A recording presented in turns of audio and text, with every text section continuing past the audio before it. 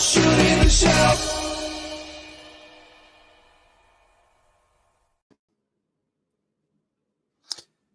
Good morning, everyone.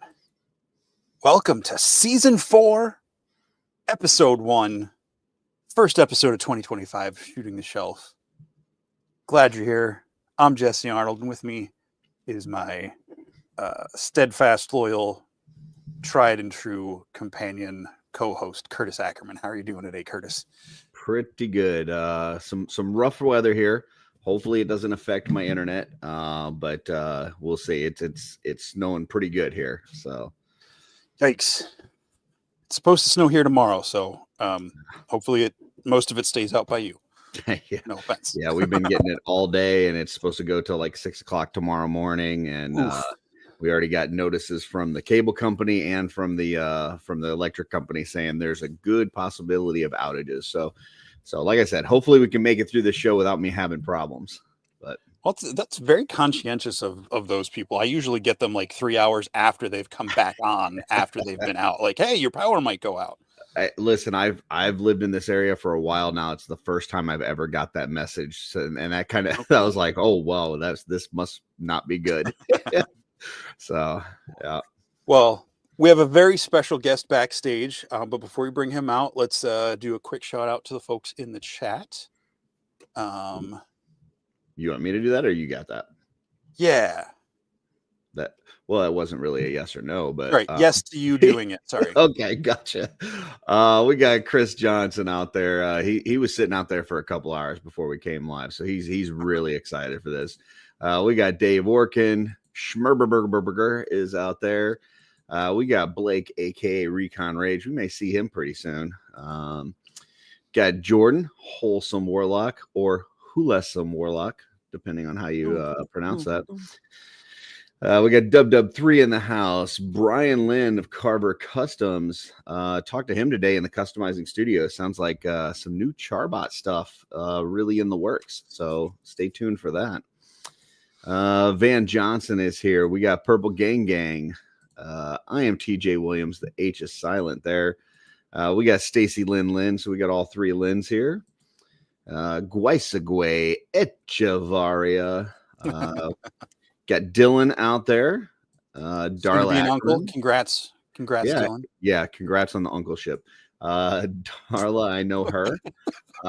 Joe Gonzalez is here. He's been working like a madman. He's been working every day, overtime, crazy. Michael Morales is here. We got Thomas Belay. Got Captain Firebeard Baker. Uncle Bob and Aunt Shelley are here with us. We got Mark Rivera. Jeremy Gouvier. We've got David Williams. Rob Zamora. Spooky Zorro.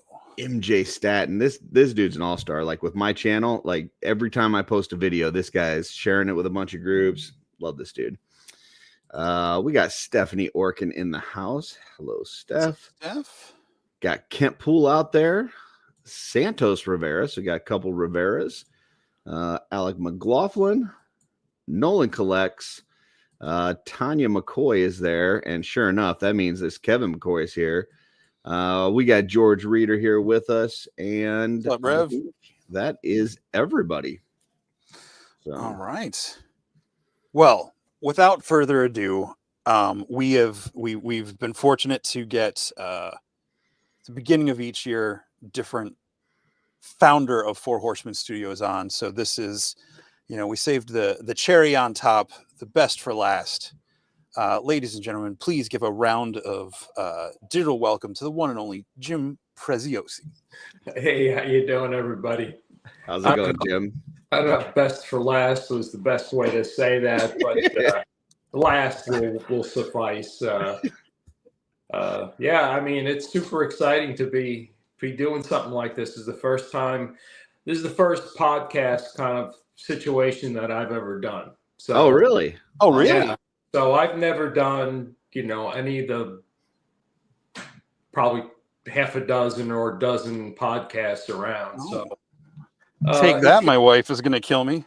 Yeah, well, right. Yeah. I mean, I did a little interview maybe once or twice like that, but nothing like this. So I have a lot to learn as far as my background goes. So I got to up my background game. That's without a doubt. If I'm going to get more into this kind of thing, I have to do the background game. So yeah, I mean, luckily people are here to see you and not the background, but so well, I think you're all right.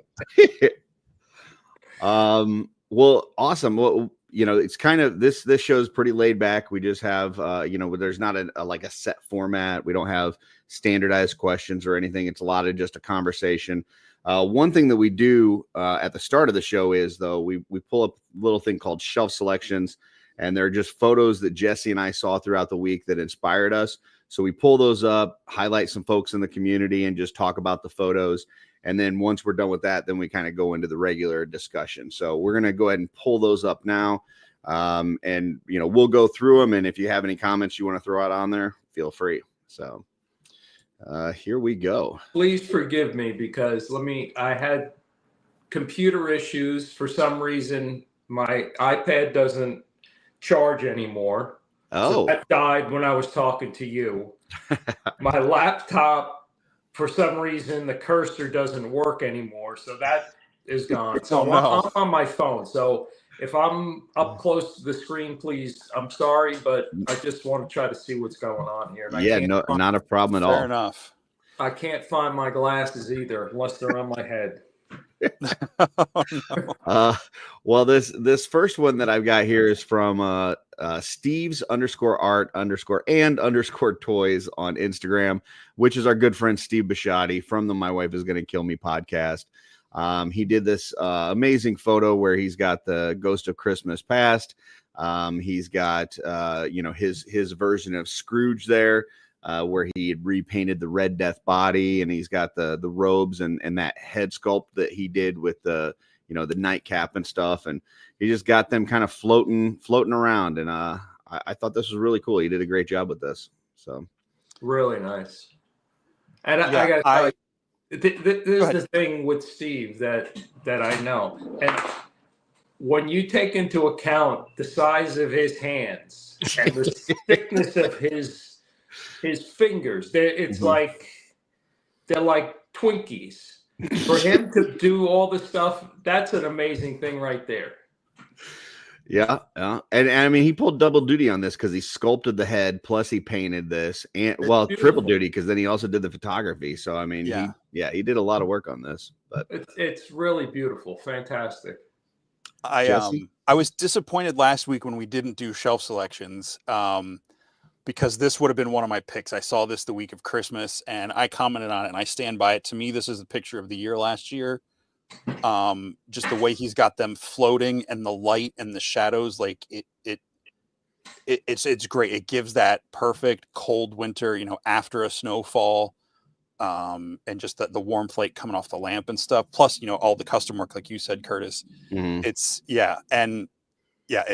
just, I absolutely love this picture. So I'm glad we got to feature it this week. For sure. Next one is one of Jesse's. So this is from Mando_mugshots over on Instagram. A couple of Star Wars Black Series figures. I really like Dr. Aphra and seeing, I don't know if that's a custom or if they've done a figure of this Brutus guy from Skeleton Crew. But this might even be 3 3/4 scale. I'm not sure. But I just liked it. Of course, it evokes a little bit of Indiana Jones with the torch and the temple and stuff, which, that's kind of my jam. But I just thought this was really cool. The colors and the contrast and everything. Yeah, it's awesome. I'm enjoying Skeleton Crew so far. It's like a Stranger Things meets Star Wars meets Indiana Jones. It's a pretty fun adventure. So, this is cool seeing that character in the background. And it looks like they got an actual lit torch there. I'm not sure kind of what's going on with that, but maybe they actually a match, like they lit a match. Yeah, maybe, I don't know. But yeah, cool shot. Jim, any thoughts on this one? I like it. It's nice. It's good. Yeah. From what I can see on my screen, gotcha. Okay. Yeah, I'm not sure what the dial work is in the background and stuff, but that's really neat. And then it looks like there's some sort of skeleton in the front, like a smaller that might be like a glioskeleton. I'm not sure. So, oh, maybe. Yeah. Next one's one of mine. This is Crackhead 9000, which is just an amazing name on Instagram. And yeah, he's got a couple of the Mafex figures here. He's got the Hush Superman and then the Cyborg Superman, and he is just flat out ripping that head off of the Cyborg Superman. I like the lighting on this. I like just the fight scene itself, the rocks and debris in the foreground. I just thought this was kind of a cool shot. Yeah, I've seen this before. This is a very nicely done, well composed, well lit. Jesse? Nice. It feels like one of those ones that could be a replacement comic, like an alternate comic book cover. You just get the Superman logo across the top and the branding. Mm-hmm. The lighting, the composition, I really love. Like, you can really feel the dynamics of the pose with the way he's got the cape articulated and posed up there. That's really cool. I did want to pull this up from Brian because you do not want to confuse this guy with the other 8,999 crackheads. This is true. This is Crackhead 9000. So true. Yeah, so make sure you get that right. Here's one of Jesse's. This one, this is toy_lens with a Z on Instagram. It doesn't take a lot to impress me, but to elicit an actual gasp when I see a picture on my phone, this one did it. It just, again, the lighting feels very natural. It looks like a scene right out of Jurassic Park, or if they were able to make an actual dinosaur documentary or something. I just think it's an absolutely beautiful picture with that kind of low-hanging fog down on the bottom and just the lighting with the half cover of the trees in the background. Just absolutely love this picture.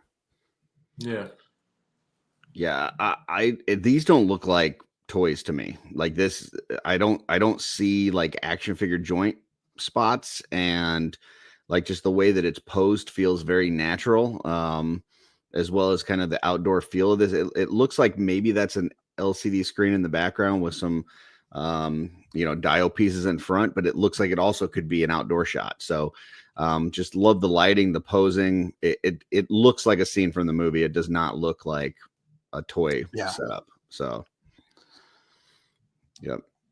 Anything else on this one? All right. Next one is one of mine. And I'm going to try to pronounce this. I think it's Faisal_Malabocus. We talk a lot on this channel about, the outdoor photography. This is a really cool example of that. And I don't know what it is, but for some reason, I really like that skeleton, that skull on top of the gladiator body. For some reason, I'm like, I don't know if it's like a Mortal Kombat thing, like when Scorpion goes to do his fatality or something, but just that skull on top of a human body, for some reason, I was like, this is really cool. So yeah, I love this. Is just some simple pop and swaps, outdoor shot. Faisal's a new guy that we've started following, but he's with our friend Elijah from the UK. But this shot is great. And I can't believe I've never thought to put the skeleton head on the barbarian gladiator style body. Of course, Keltis has it, but the colors are so evocative of, Skeletor and the PowerCon debut figures, but seeing it on the human flesh tones is a really interesting look. Yeah. Any thoughts on this one, Jim?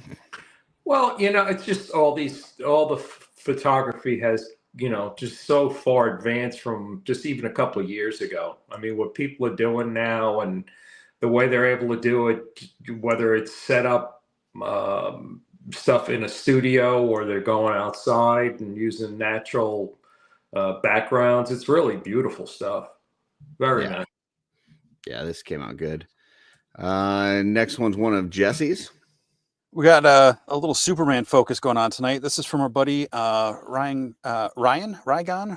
Toy Goof and Gons over on Instagram, and I had to scroll back to triple take whose post this was. Not that I didn't believe he could take this picture. It just just the brightness. It just felt something a little different from him, and I really liked it. I'm not sure what he's fighting, or which Superman that is, but I just thought the shot was really cool with the rocks in the foreground and the sky. It felt like a really cool shot to me, and I love the bright colors. Yeah, this is the new Mafex Eradicator Superman from the Reign of Superman storyline. Okay. It's just recently come out, and then those figures. It's like some sort of, I can't remember what the name of them was, but it's like a fully articulated like android figure that's out there that I know he's got a few of. And man, they're just like wrapped around this guy as he's trying to lay a beat down on him. So, yeah, I mean, I know Ryan took kind of a little bit of a time off from doing photography. I'm super excited that he's back at it at the beginning of the year here, and just, you know, he's been hitting it hard the last few days with his Instagram. Good to see him doing some photography again, because he has a lot of talent in this area. So he had another picture I wanted to pick, but it had a head I painted, so I didn't want to be self-serving. You mean this one? Oh my gosh. Yep, because I picked this one. Like as soon as I saw that you picked that one, I had already had this one in the chamber. I'm like, well, we're just going to show these back to back and just really show Ryan some love, because he is, yeah. I mean, look at this, like the walking pose, the gun up in the air. You did an excellent job with that paint job, by the way. The paint match on that head to that torso with the you know, the shadow circle figure, and then just the way that he's got that the crash box diode, like the door kind of, whether it's opening or shutting, and he's got this you know, figure walking through, and yeah, just really cool. He, like I said, between the last picture and this one, Ryan's just doing some great work right now. Yeah, the Jim, any thoughts? Sorry, before I cut you off by accident. No, just, I mean, another super cool picture. Very nice. I know everybody's loving the shadow circle, the Fisher Ice figure, and I was like, well, I've got this head I didn't know what to do with, and it was part of the Secret Santa over on OffWorld, and I was like, I'm gonna try to paint something to match that. And if anyone wants the recipe, I can throw it your way. It's pretty simple. Wasn't a lot of complicated mixing. But I had that head from Immortal Collections, and it just had a lot of fun painting it. And seeing, when I saw this shot, I had to, like, again, triple take, like, wow, that's really cool. I was like, that kind of reminds me, though, wait, that is the one I did.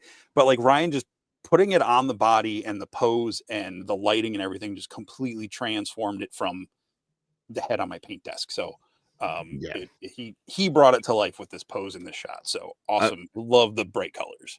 I mean, the paint match is great. So I'm nothing take anything away from the paint match. You did a great job. But I think this figure is like hands down best figure of the year from Four Horsemen. Like this is, I feel like you can put any head on this thing and it's going to look fantastic. It just so happens that the one he put on it was the one that you painted that was paint matched to it, which makes it even more cool. But like, it's just such a cool figure. And yeah, just the way he did with the posing, and you've got some of that, the smoke and the lights and stuff from behind him. Like it's just a really cool shot. So I see this as an anime or an action scene in a movie, like just walking right into the camera. I love it. Oh yeah. Yeah. Next one is one of Jesse's. So this is David Williams. It's David Williams. I'm sure Jim's familiar with that name a little bit. David's just, you know, multi-talented guy, really humble guy, one of the coolest people I think I can say, one of the coolest people we know, Curtis. Yeah, I mean, he likes cats more than dogs, but other than that, he's a pretty cool dude. Well, I mean, fair. Yeah. But this figure, I love the mix of the cosmic and the mythic and the figura, like all of it blending together into this really interesting kind of like space Templar, you know, like ragged wasteland looking guy. It's just really cool. And yeah, again, his paint job is fantastic, and it's just it's a sweet custom. Yeah, I was just gonna say the same thing as far as like the space wasteland. Like it's just a cool concept for this. I wouldn't think of, you know, Templars in space, but it works. I love it. It looks like he reused maybe the Red Death loin piece there, and then the like, whether that's from I would imagine most of this is from the Legion's Con 2-pack figure, the AA20 or whatever. As far as the torso and the arms and legs, but great paint job. Also, I love the patches on the coat to where you have the different colors on the coat and stuff. And then he was in the Legion's chat on Friday night and was talking about, the Magnus head and just how much of a joy it is to paint that thing, because there's so much detail and character to that Magnus head. It's just a beautiful sculpt. So I feel like Jim, every time I see that. Sorry. Go ahead. I was just going to ask Jim if he had any thoughts on this one. Templars in space. Yeah, no, I mean, it's so awesome the way people are just taking all these different, like you said, if all three things from Mythic, Cosmic, and Figura to put figures together. It just shows the versatility of what can happen. And like you said, this goes off on a little adventure that kind of like, apocalyptic type, futuristic type of thing where you'd see a guy like that. So yeah, it's definitely a very cool take on it. Awesome. Jesse, you had something else?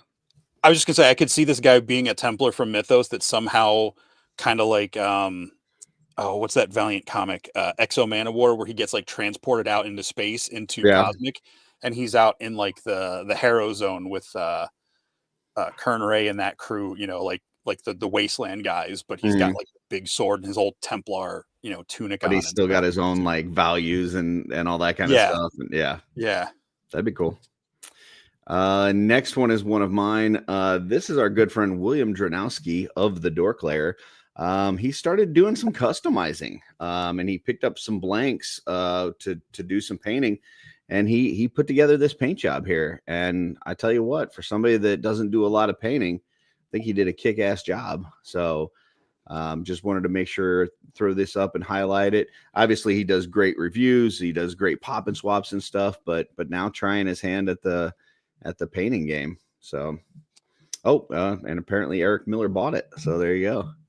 And I got to give him credit. He started small, because this is a Glyos, and Glyos are smaller. So like, kudos to that. And I know he did it with, if you go check out his page, he's got it with the multiple, the other head. So he didn't just do one head to this. He did all 3 or 4 of them, I think.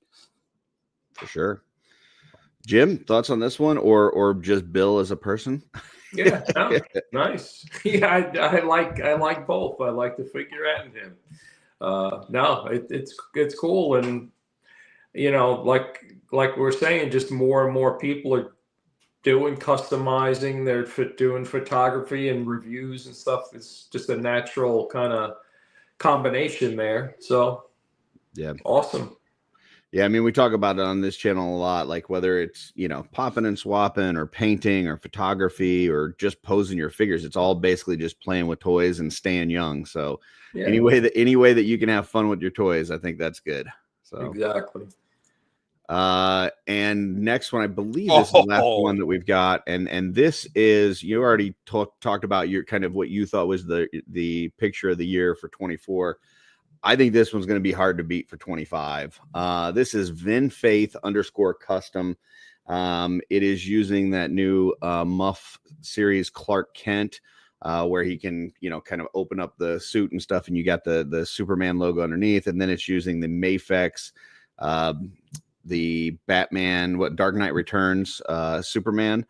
And I absolutely love this shot. He's got a behind the scenes on his Instagram if you want to see kind of how he put this together. But I gotta say, photographers, man, they sometimes they really kill me, because like you read like on this post, he's like, I wasn't really happy with how this turned out, but I figured I put so much work in it, I posted anyway. And I'm like, dude, this is phenomenal. Like, what the heck are you talking about? Like, I'm not happy with how it turned out. This is just awesome. Just, to see that whole transition. I love this so much. Yeah. Super cool. I see what you did there. Super cool. I'm going to have to look this up later to see it big, because it's really small on my screen, but just I always love that in comics when you would see like the hero and they'd have like kind of like the slightly faded version, like getting brighter across the page as you follow their movement, or if it would be something similar to this in a panel, but just seeing it as one like layout.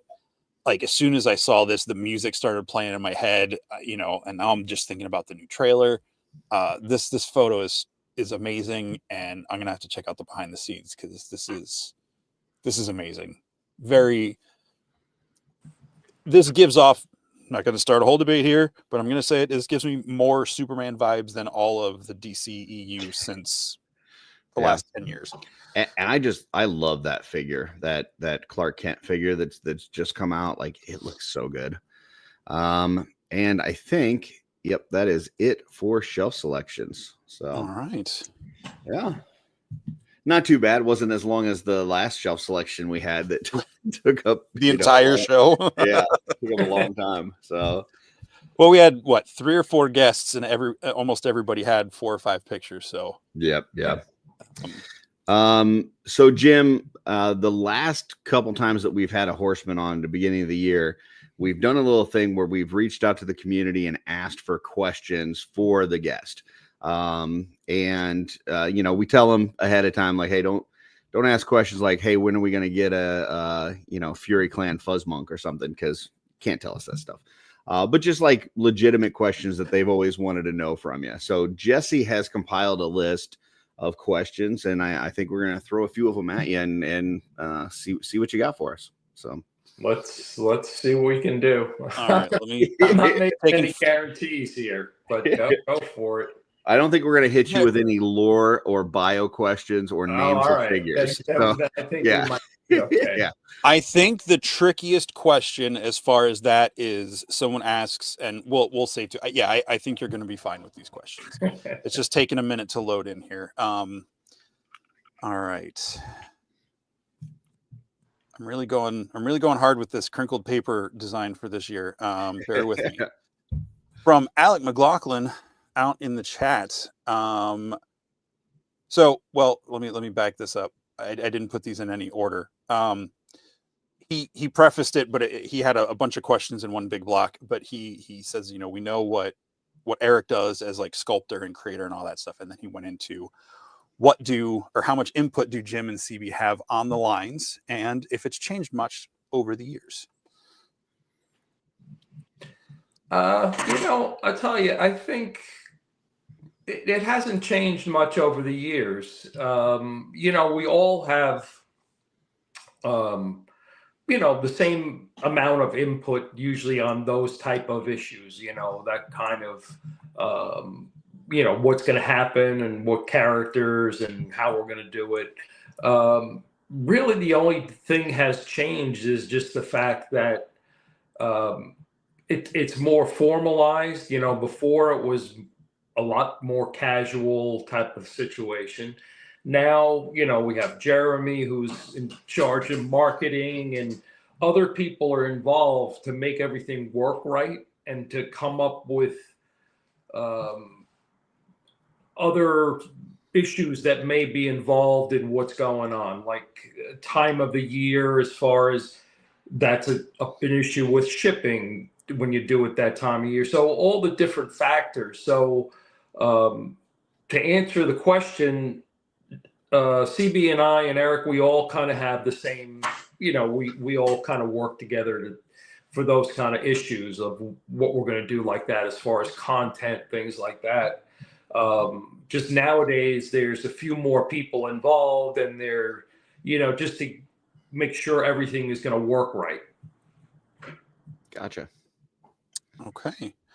I'm going to skip ahead to what I put in as the last question, which I meant to slide to the top. So apologies. So I'll bring this one in here from Nathan Finley. What does Jim do at Four Horsemen? That's a good question. Well, as of last Friday before Christmas, now I don't do anything really, because I retired. Which, congratulations. Well deserved. Thank you. which is very interesting for me. You know, I never really imagined retiring from a company, and much less my own company type of thing. So there's a lot of adjustment to be done. The good part about it is I'm not going anywhere. I'm retiring from more of the day-to-day stuff. And to answer the question that was said, you know, what do I do? Basically, you know, it's funny at the end, and the best thing you can do in an environment like that we had is be like a cheerleader for everybody. You know what I mean? Like everybody had pieces of work that they were working on for whatever, you know, and the lead up to Legion's Con, the guys working in the back doing the dioramas and stuff like that. I used to do that stuff. I don't do any of it anymore. And just to watch and see what people are doing, to be basically a cheerleader. That's kind of what I did. And it was an easy job. It was an easy job. Now that, you know, I've kind of gotten the right people more or less together, and the sky's the limit with everybody. I'm just here as, again, a cheerleader on a different level, more maybe slightly a little bit outsider, but, you know, obviously a part of everything that goes on, and making sure that everything I can do to help them, I'm here for, you know. So that's really cool. I mean, I think that's a huge part of like your success, though, as a company. You know, we talk a lot about this community as a whole, and just how people help one another out, and there's not, you know, the gatekeeping of knowledge, and people, if somebody's looking for a particular figure, somebody's going to help them with that. If somebody has a question about how to paint something or how to photograph something, somebody's going to help them. And a lot of that comes from the top down. Like the fact that you guys have a company that not only allows this types of customization stuff, but really encourages it, and comes to Legion's Con and sees all these vendor tables set up with all these creations, and you know, just offer that encouragement. You know, that cheerleading nature of it, you can tell it starts at the studio. Like, if for anybody that's ever gone to intern, like you walk in there, and I've said this to Jesse a million times on this show, but like intern happens the day before G-Con, 2 days before your biggest convention of the year. And you would expect to walk in there and like have everybody just be stressed out to the max and not have time for you, and be maybe a little bit curt, you know, but that's not the case. Like you walk in there and everybody is so giving with their time, and answers any questions that you have. And there's just, you know, if you know, there's something you want to see, they're willing to show you. The fact that you just let folks into your house, into your workplace, you know, a couple days before the biggest con of the year, and just, you know, are so sweet and nice, speaks a lot to who you are as a company. And, you know, that cheerleading nature thing that you're talking about, not a lot of people have that in their jobs. Like a lot of folks go to their job and it's just like, hey, here's what you need to get done, and here's your deadlines, and that's what it is. And if you don't like it, you can go work somewhere else. So the fact that that has been such an important role for you and in that studio has definitely trickled its whole way down through the community. So yeah, I mean, you know, obviously, and I probably preach it more than anybody else, because everybody else, but it is a job, you know, and everybody understands that that's on that level. And it's great that people can kind of take it at two different levels. I'm able to express my artistic, you know, abilities here, but also in a, you know, timely and just a, you know, a work environment. So yeah, it's cool. You know, it just takes it a little step away from what you're able to do at home at your leisure and things like that. Yeah, I mean, definitely there's still work that has to get done, right? But it can get done in an environment that you guys are still having a good time and enjoying each other's company. So Absolutely, yeah. I did want to pull this up from Joe. He says there's 0 cheerleaders at his work. That would probably be a major OSHA violation for Joe's work. Yeah, Joe works in a mine. He's a miner, so no cheerleaders there. I want to, if I can just tack onto that real quick, you always see like the leadership pyramid, with like the CEO or whatever at top, and then, it goes down. And just tying into what Curtis said and what you said, Jim, like it starts with you guys at the top, but it's one of those things where it's like lifting, it's like the inverted one where, you guys are at the bottom and everybody's, I mean, obviously it's your company, your toys, all that, but you're encouraging all the way up to, the guys like us that just started buying and swapping stuff around, like, oh, look what I did, and talking about this stuff on a weekly basis. Yeah, right. Yeah, I mean, it's been an evolution for sure. We've learned so many things over the years, and we're very lucky and stumbled on a few things and guided ourselves through a few things, so it just was an evolution of how it came, even the things of intern. I mean, that came from the first Kickstarter, where we tried to, like an incentive to come in and not only be, want to buy whatever, the birds that we're selling at the time, but there was enough people that we felt that they would accept the artistic part of it and want to see how it was created and how we created these different things. So, we just took that and brought it in more or less of our kind of lineup before Legion's Con. Beautiful. Cool. We do have a $4.99 super chat here from Van Johnson. Says, if Jim is retiring, who's going to drive the trucks? Nobody can back a truck over a sidewalk better than that man. That's true, and probably they shouldn't be driving the truck. That's why I'm retiring. Gotcha. Because people shouldn't be driving the trucks like that on sidewalks and doing stupid things. I heard a story that you went from New Jersey to North Carolina, just like no stops, just straight through. Oh yeah, that's nothing. That's nothing. Yeah, I think that's what George's talking about here. Nobody raw dogs a road trip like Jim. No. Oh man, beautiful. What else you got for Jesse? All right, next one from Steph Ork. What do you think, Jim, you would be doing with your life if you had never got into making toys? You know what? I mean, that's a super timed question. I have done, like there are so many times in the last, especially the last year or so, and I see what goes on with the toy business and all this, and I'm saying to myself, what a silly way to make money, like what just a fun, nice way of, people work hard, and you see it, and how lucky I was to kind of like stumble into it. It's not like I went to art school or did anything like that. It's just a bunch of dumb luck. And to be honest with you, I don't know what I would be doing. I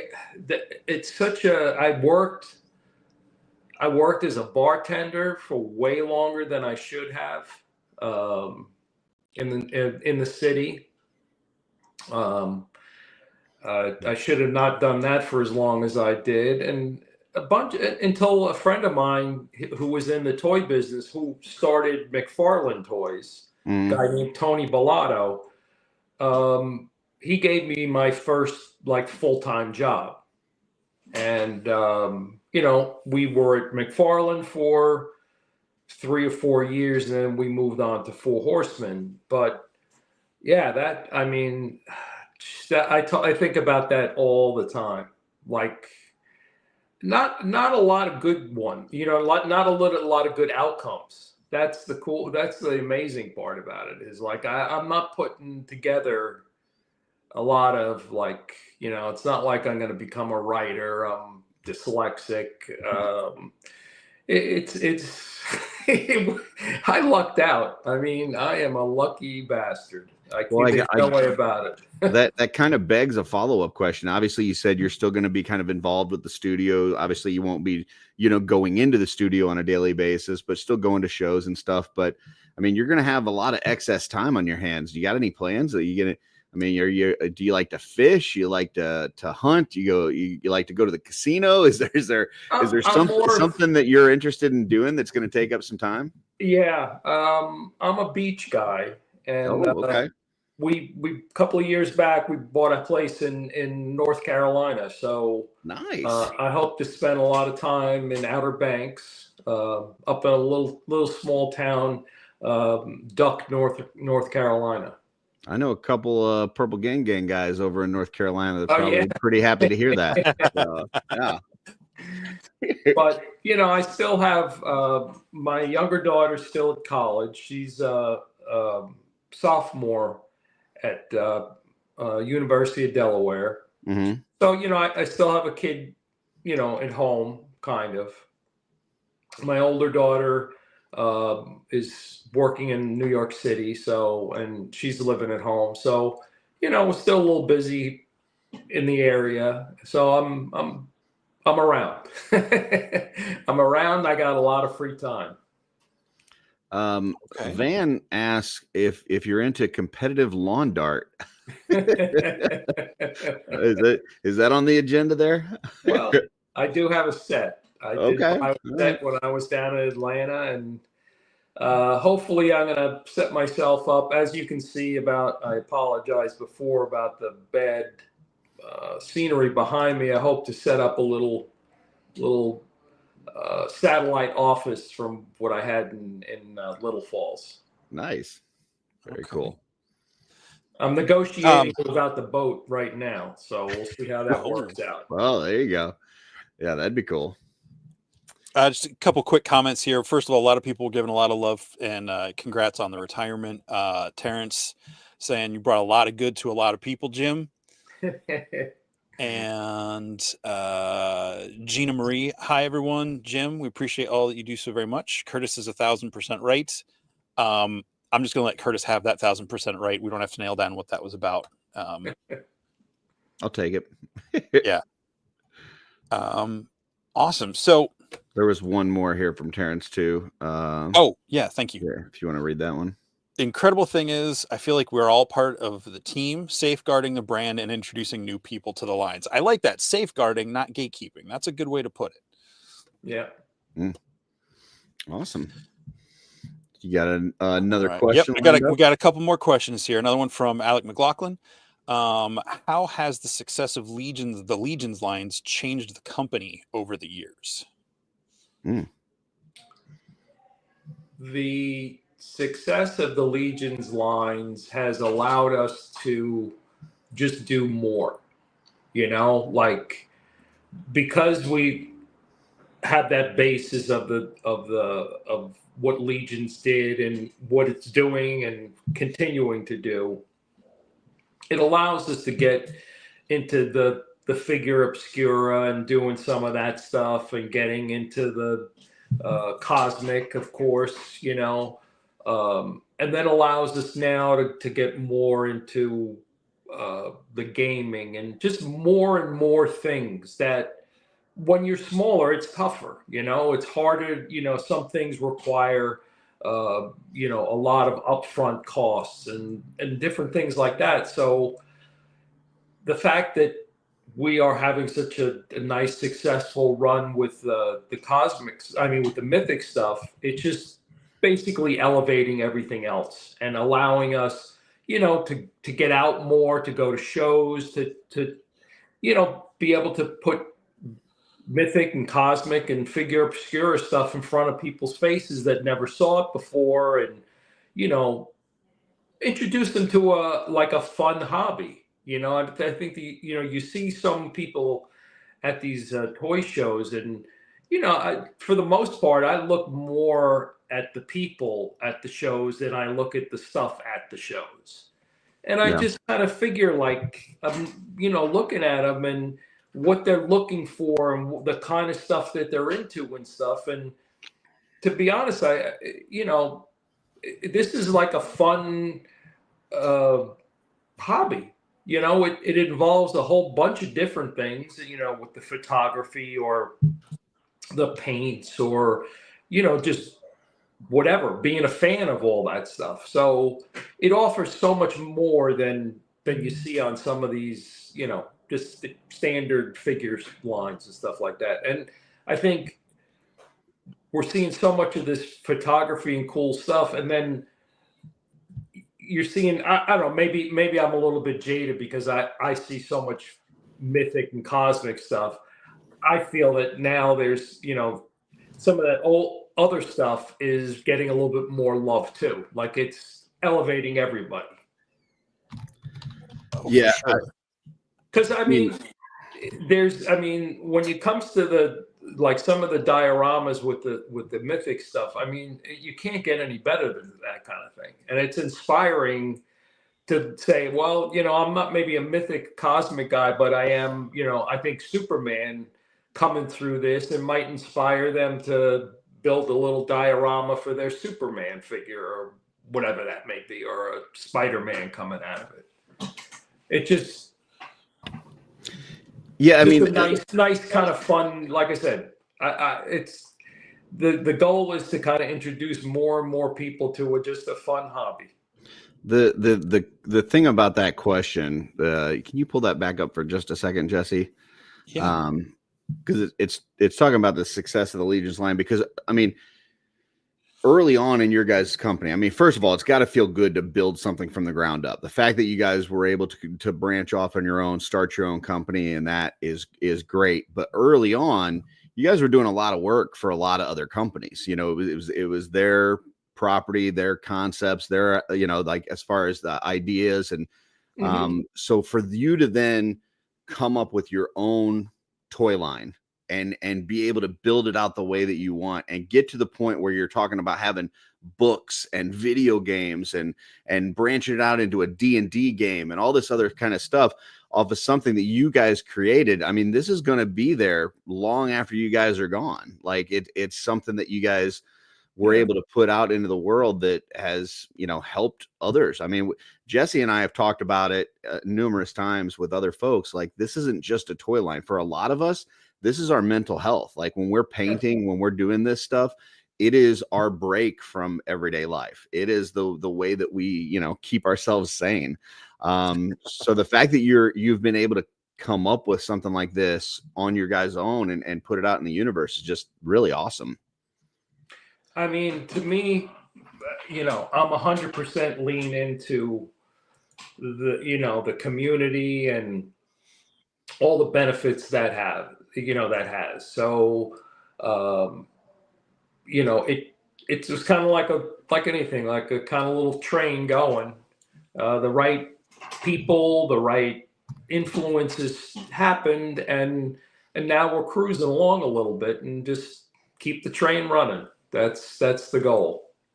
Yeah, absolutely. You guys, I mean, obviously about it, but for maybe people watching that weren't aware, like all the stuff at G-Con you guys announced with the Infinite Legions with the smaller toy companies, like you're doing the Glyos inspired first figure and branching out with Sideshow, letting them take your IP and do their own run with it, is going to be really exciting because they have a pretty big reputation with so much big property stuff.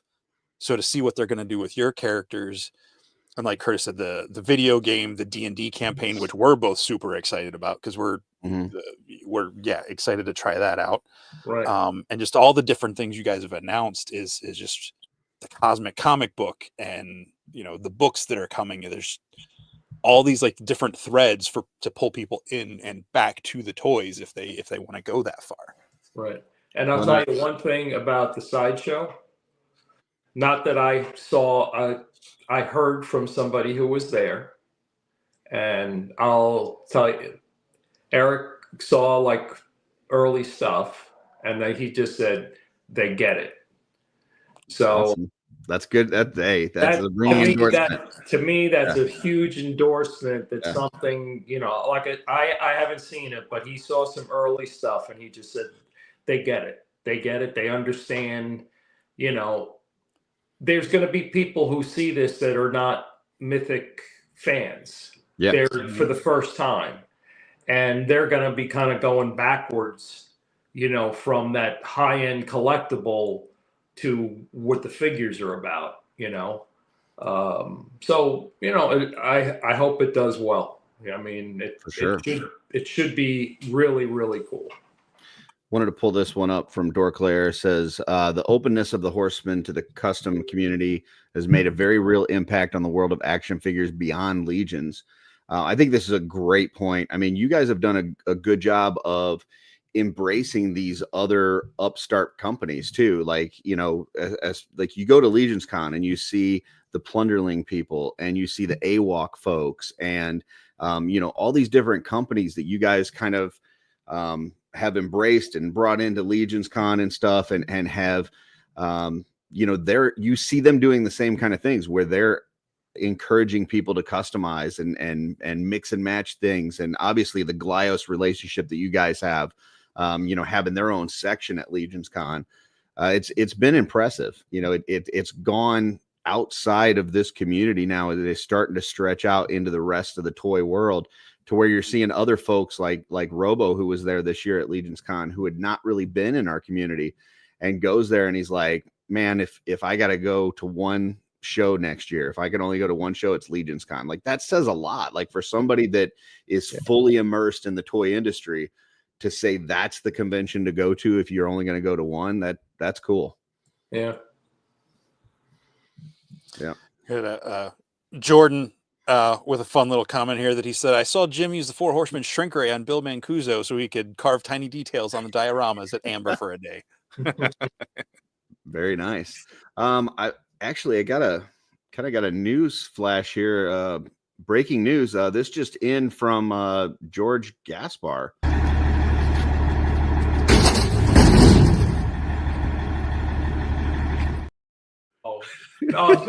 Thank you, George, for cutting it clean there. Well, you gotta clear out for the new people coming in. I mean, there's a lot of talented people there. There's a lot of awesome guys and girls. That's you can't have an old chair laying around like that. Yeah, for sure. I didn't retire this week, but I did throw out my old desk chair. So that it felt good to see someone else throwing out a chair too. All right, what else we got, Jesse? All right, from Eric Keys, looking back at the history of that's supposed to be a Four Horsemen, what would you want to do exactly the same, and what would you want to change? Now, I'll preface real quick. Alec McLaughlin asked a very similar question, so I just condensed it into the one. So kind of two questions here. Well, if I knew, that's a tough one. Well, that's saying that basically looking back.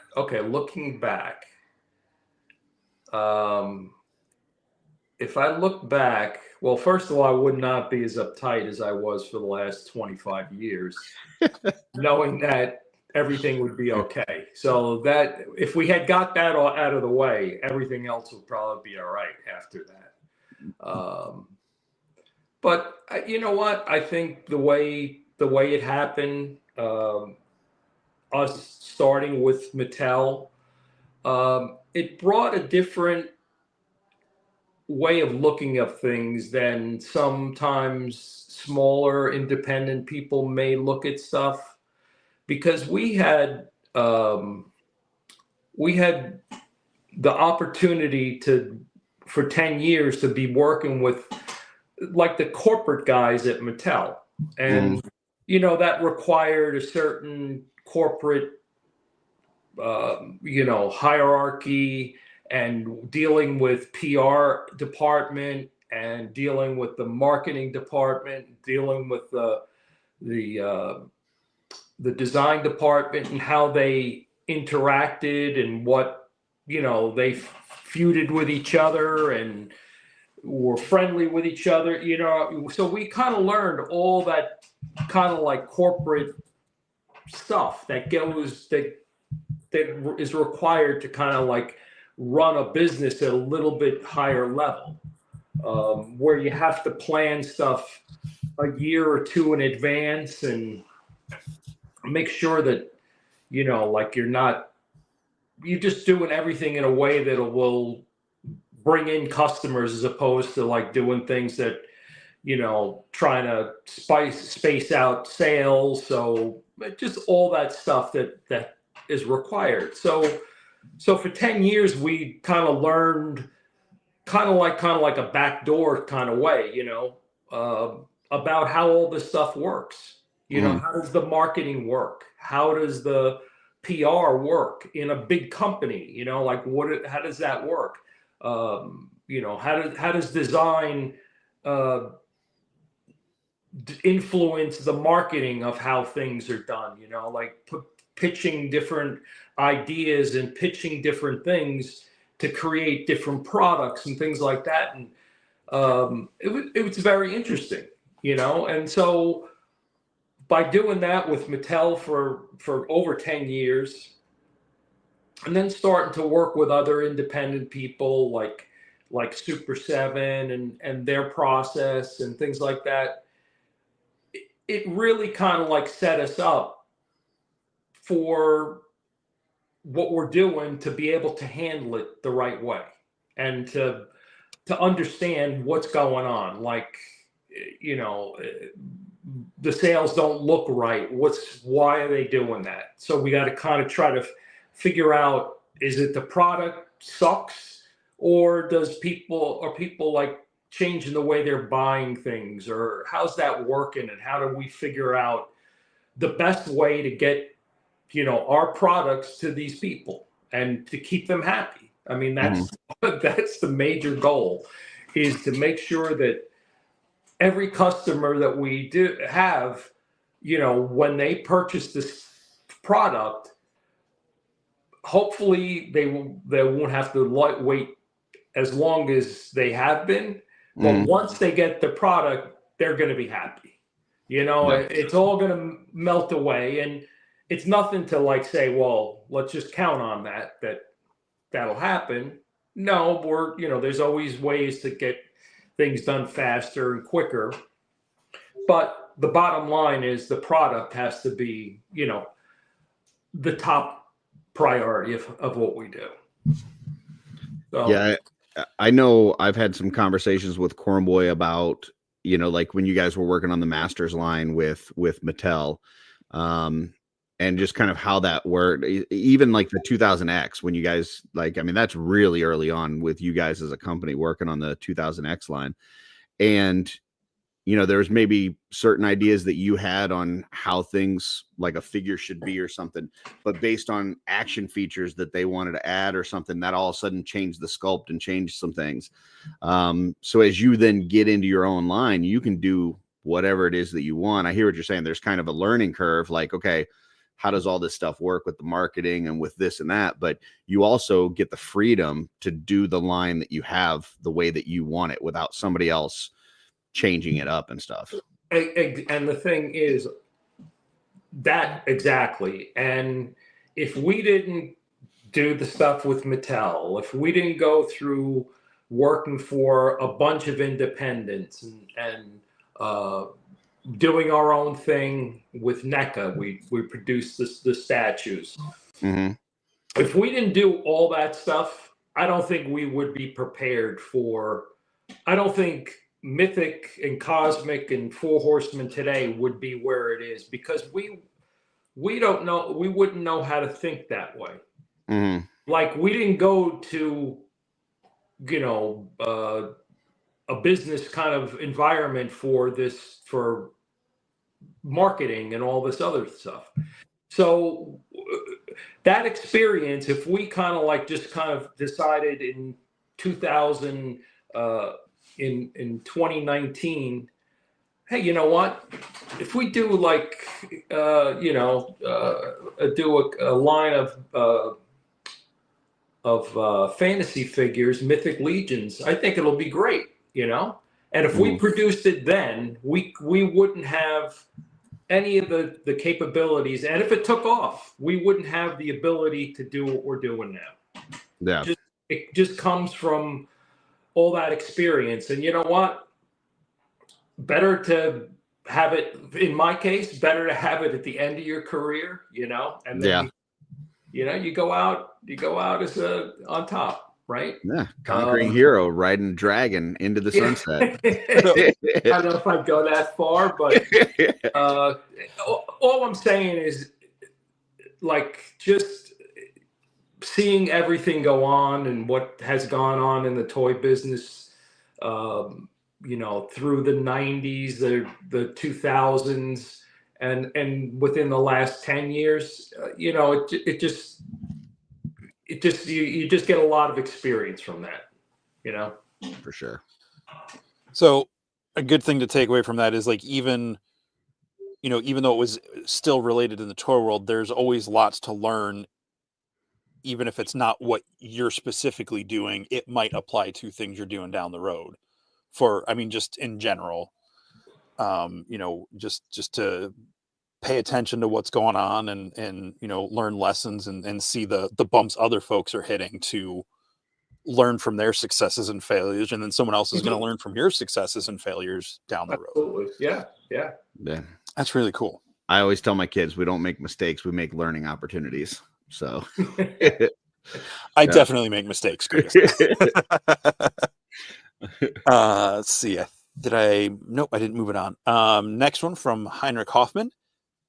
Is there a figure or wave of figures that Four Horsemen have worked on in the past that you would like to see them do with, I didn't have enough room for all of it, the updated technologies or the different implements you guys have made over the last couple of years? Is there anything you would have done differently?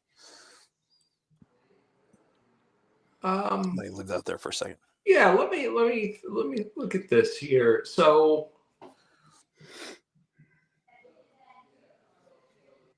basically, stuff that we did in the past, and then with the ability, I got you. Oh yeah. So, an example I would throw out there would be now I figured out what he's saying. Yeah, because early on, you guys did the birds. 100%. 100%.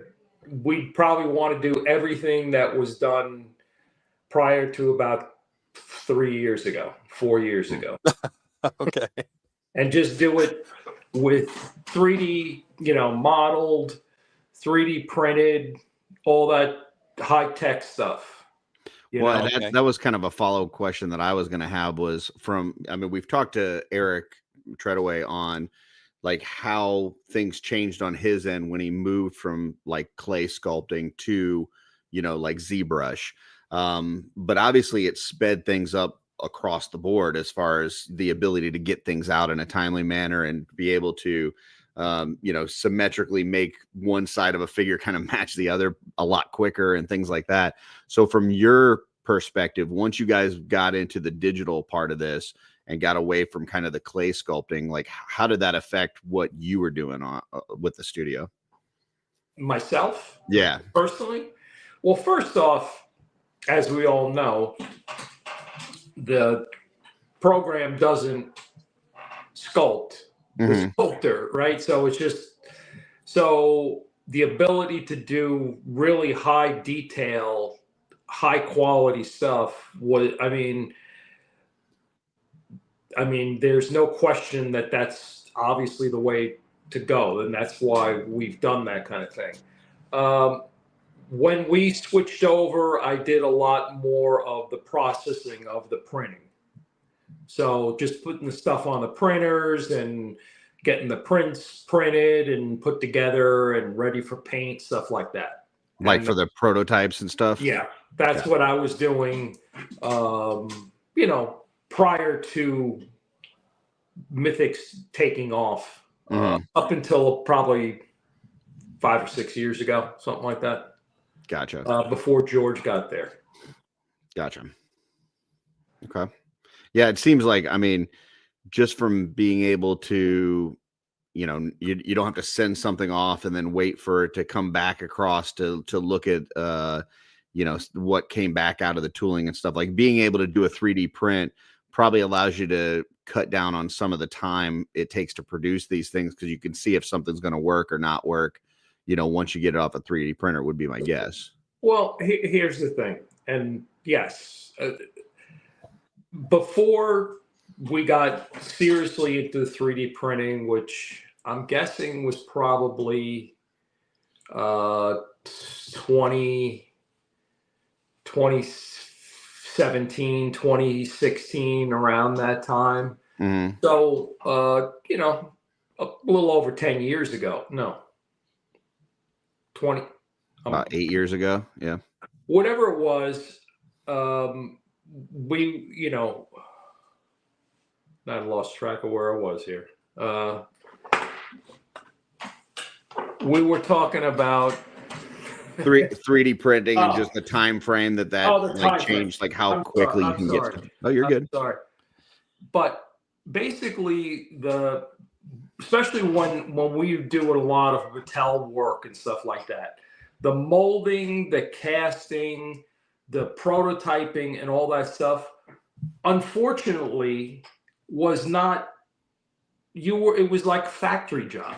You were, you know, you were mixing rubber, you were pouring this stuff.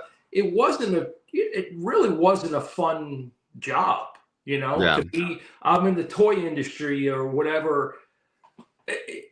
It's horrible to say, but it was basically almost like a factory job. You just had tons of parts, and you had to put them in a little box, and you'd glue them up, and they'd melt if you didn't, because they were made out of clay or wax, and if you didn't do it right, you melted it a little bit or whatever it may be. You get them into the box, and you're pouring rubber into it. The next day, you're cutting them out, but you're doing, you know, hundreds. I mean, we had rooms filled with silicone molds. Oh boy. And then once, you know, they have like a shelf life of maybe 5-6 years, but we're in like a hot building, so they get all oily, and it's a mess. It really is. It's awful. So for us to go from all of that stuff where you had to store the stuff. So in addition to that, the reason why we don't have cool things that I would have wanted to have, like a front gate of the Castle Grayskull, you know, that was all sculpted and everything. The reason why we don't have a casting of that is no one made an extra casting or whatever, and the mold got greasy and thrown out at some point. So, but now we have all digital files. So you can go back and say, you know what, I'm missing an arm off of that prototype that I have we did 10 years ago. Can we print another arm? You print the arm, and you're, you know, is it so, you know, romantic? No, but it's the reality. Yeah.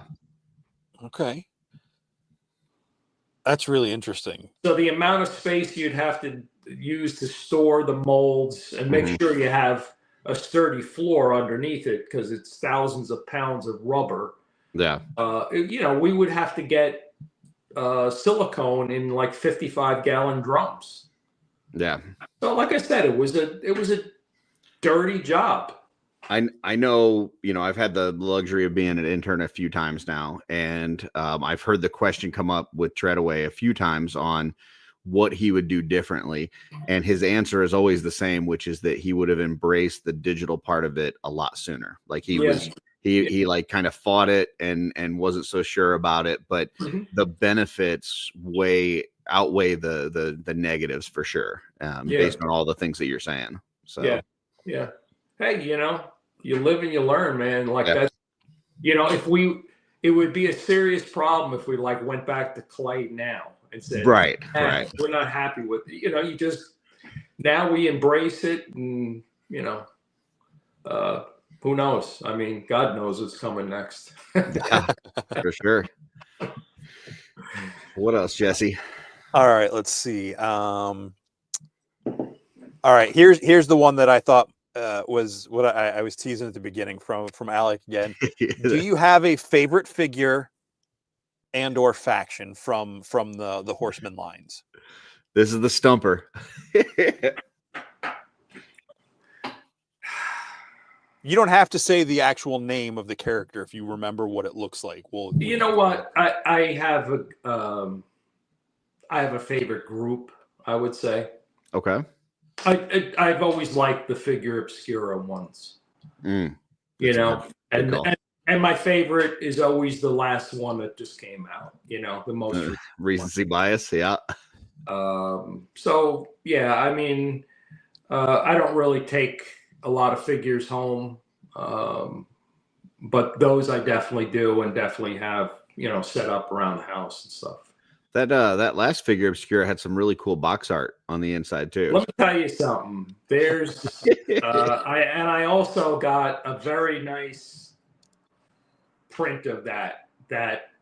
Believe it or not, I had a nice, really nice old frame around the house, and I'm assuming they're all standard size or whatever. It fit perfectly. So now I'm painting the frame. My wife's painting the frame, and is that the canvas one? Yeah, that's going to go over the fireplace. Yeah, our boy Jesse here did that stretch canvas. Yes, that's that's he knows. I wasn't sure if I had gotten the notification that it got delivered, but I wasn't sure if you had physically gotten it yet. So I picked it up. If it was a surprise. Yeah, it was fantastic. I love it. It's awesome. Really, really. I mean, the print's great. Nate did a fantastic job, and that was a surprise to me. I didn't know they were doing that. Okay. So I don't think Jeremy knew he was in it either. He didn't. So yeah, they said they had even like a fake book and everything. Yeah, they had to go back and do a fake book and stuff. And then usually what happens is when the container comes in, I usually pull off a box just to check and see, what we're getting, and just how everything's looking, and if everything's all right. And I opened up the box and I was like, oh, I just went nuts. And then all hell broke loose because Chris found out that I found out, and that's funny. It got bad for a while. But then I said, Chris, I'm a 68-year-old dude. I mean, I love surprises, but you did your best. Yeah. You couldn't wait till it couldn't happen. We've heard that Chris is pretty serious when it comes to the Figure Obscura secrets. Like, oh boy, I heard from Trevor where he said like when the first one with the Krampus, he's like that he got a phone call from Chris beforehand. He's like, listen, if you say something, we're gonna know, and we're like this, we're gonna know it's you, and. like put the fear of God into him. Yeah, Chris is serious about his secrets. So well, he has a rightly so, because most times I don't know what's a secret and what's not. Sometimes I do. I mean, and even that it sneaks out sometimes, but for sure. Was that it then, Jesse, for the questions from the? Oh, yeah, we already got that one. Yep. Yeah. That was it. That was the last of the questions from the comments. So I had a couple that I didn't know if they were going to come up in the thing, so I wanted to kind of wait. Sure. So the first one I had was, one of the changes that's happened over the last few years is you guys have started to do these giant statues at Legion's Con, right? And it's a lot of in-house work, stuff that you guys are, manufacturing there and putting together and painting and doing all kinds of work. Can you tell us a little bit about how those come together?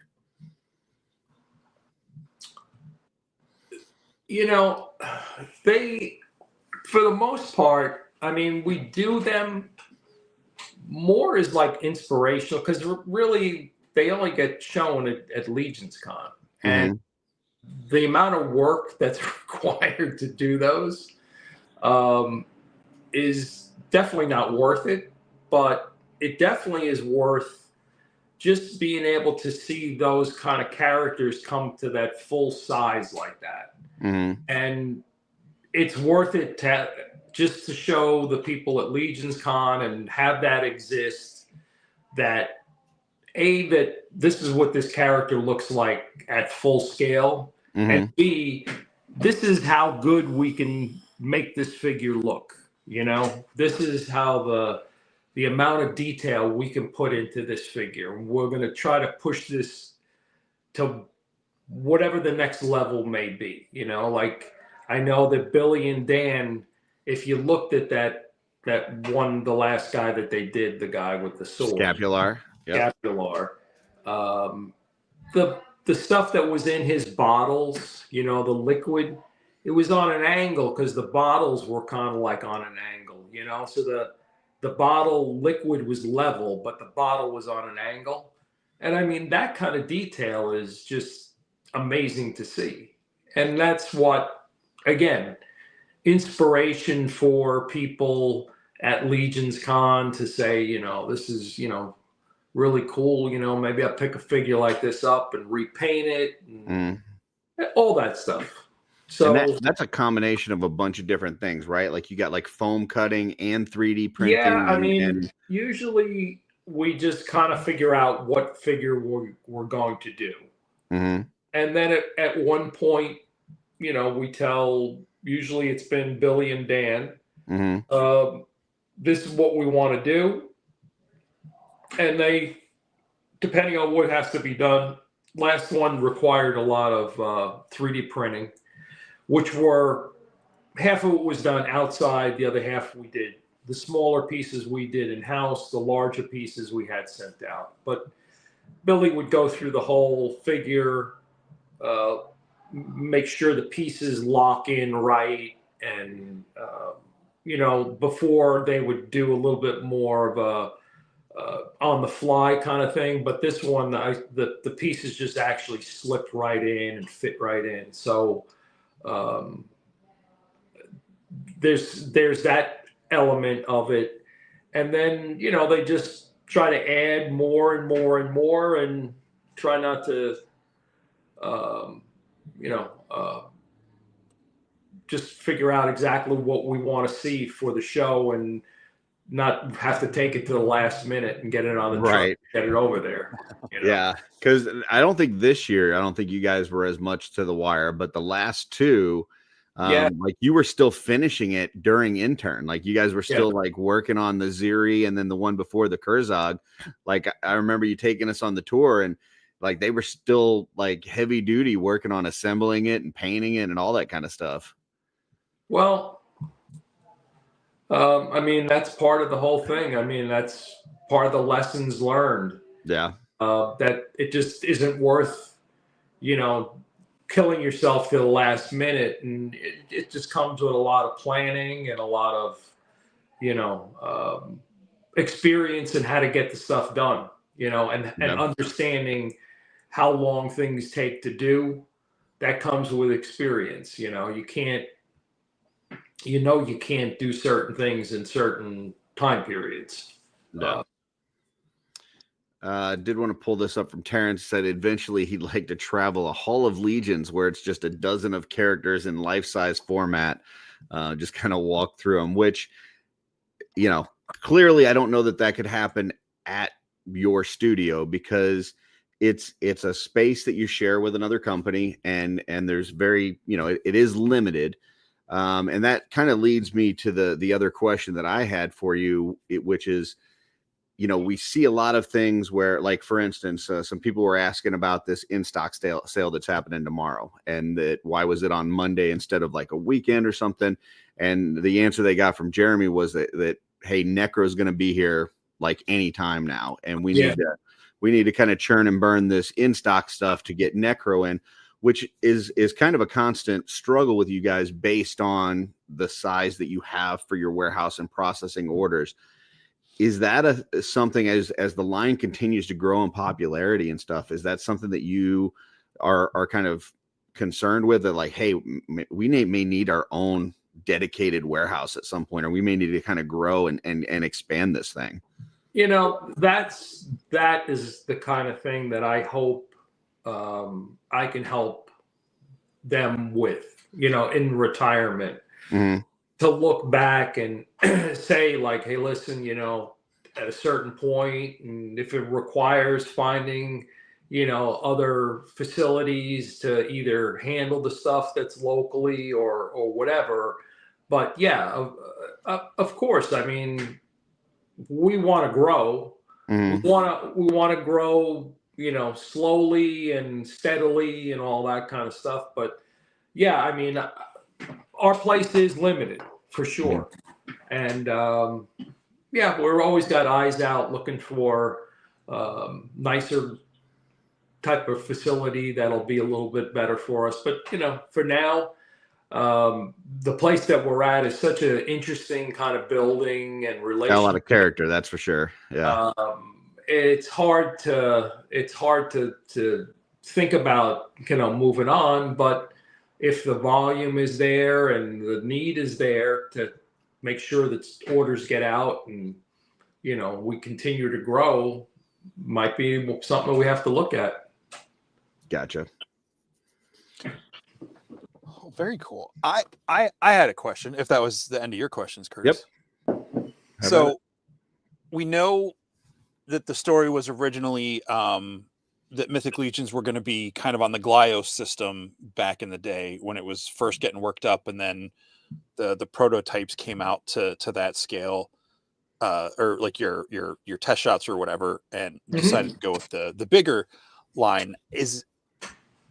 I know we got to hear a lot about this at G-Con, but what's that like now coming back and bringing kind of Glyos into the Legions format? For the Infinite Legions, is that like a cool moment for like the studio and the toy line? Kind of like, I don't know how to ask that question. Yeah, it's interesting, and that's part of what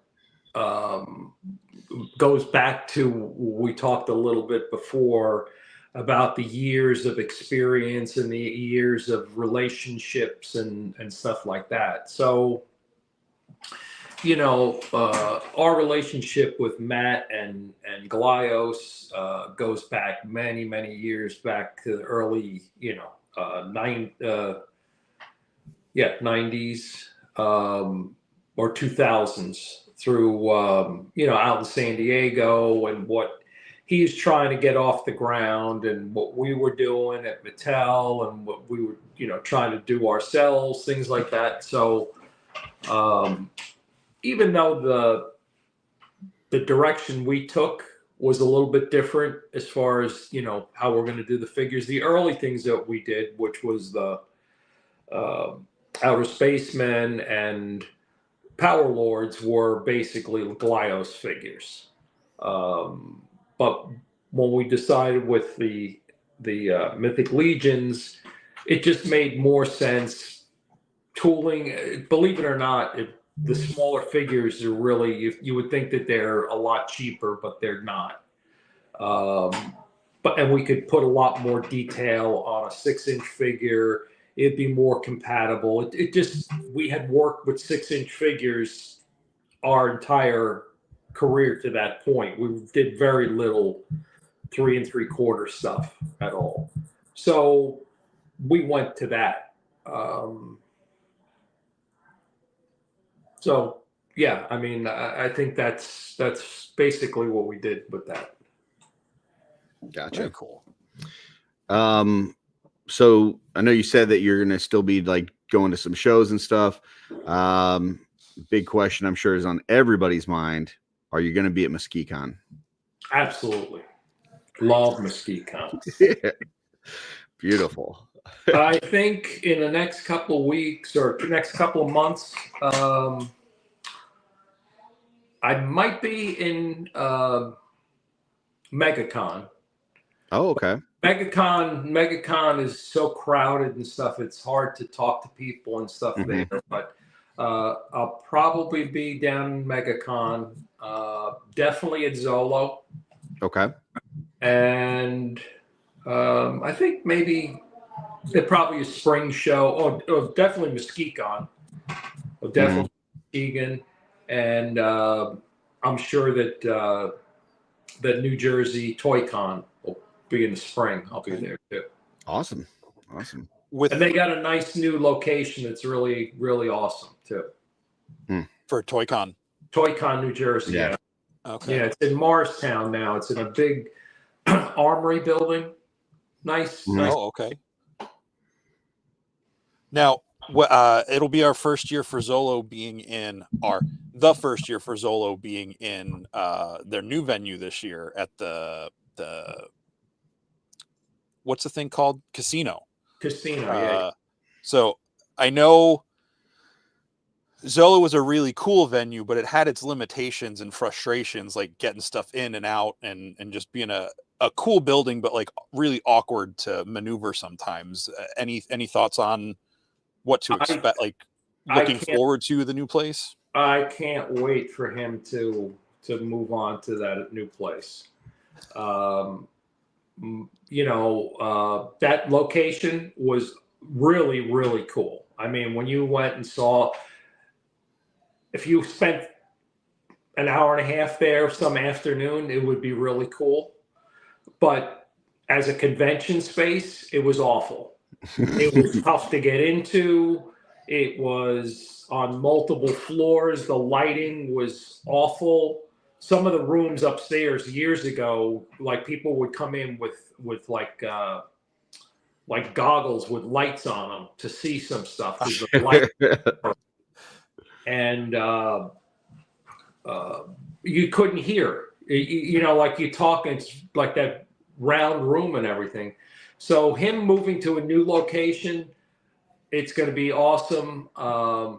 We're going to try to bring some larger format stuff down there, so some new people that might not have been to Legion's Con can see some of the bigger figures.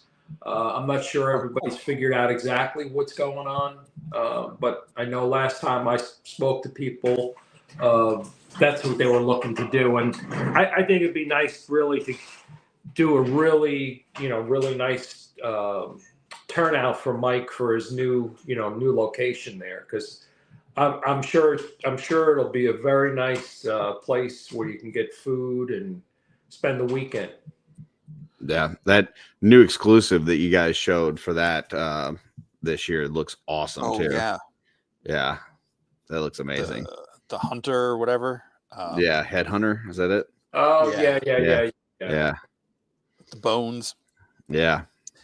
We did get a question here that Van was asking about IshCon, which I believe is in May now, in North Carolina. If you're going to be at that one. In May? I believe it's towards the end of May. Hit me up in the comments, Purple Gang on the date, but I believe it's end of May. Yeah. Might be a chance. It's in North Carolina. I'll probably be down in North Carolina around there. Well, there you go. That's only a 4-hour trip for me, or probably 3.5. May 17th and 18th, according to Source Horseman's events page. There you go. Very good possibility. All right. Beautiful.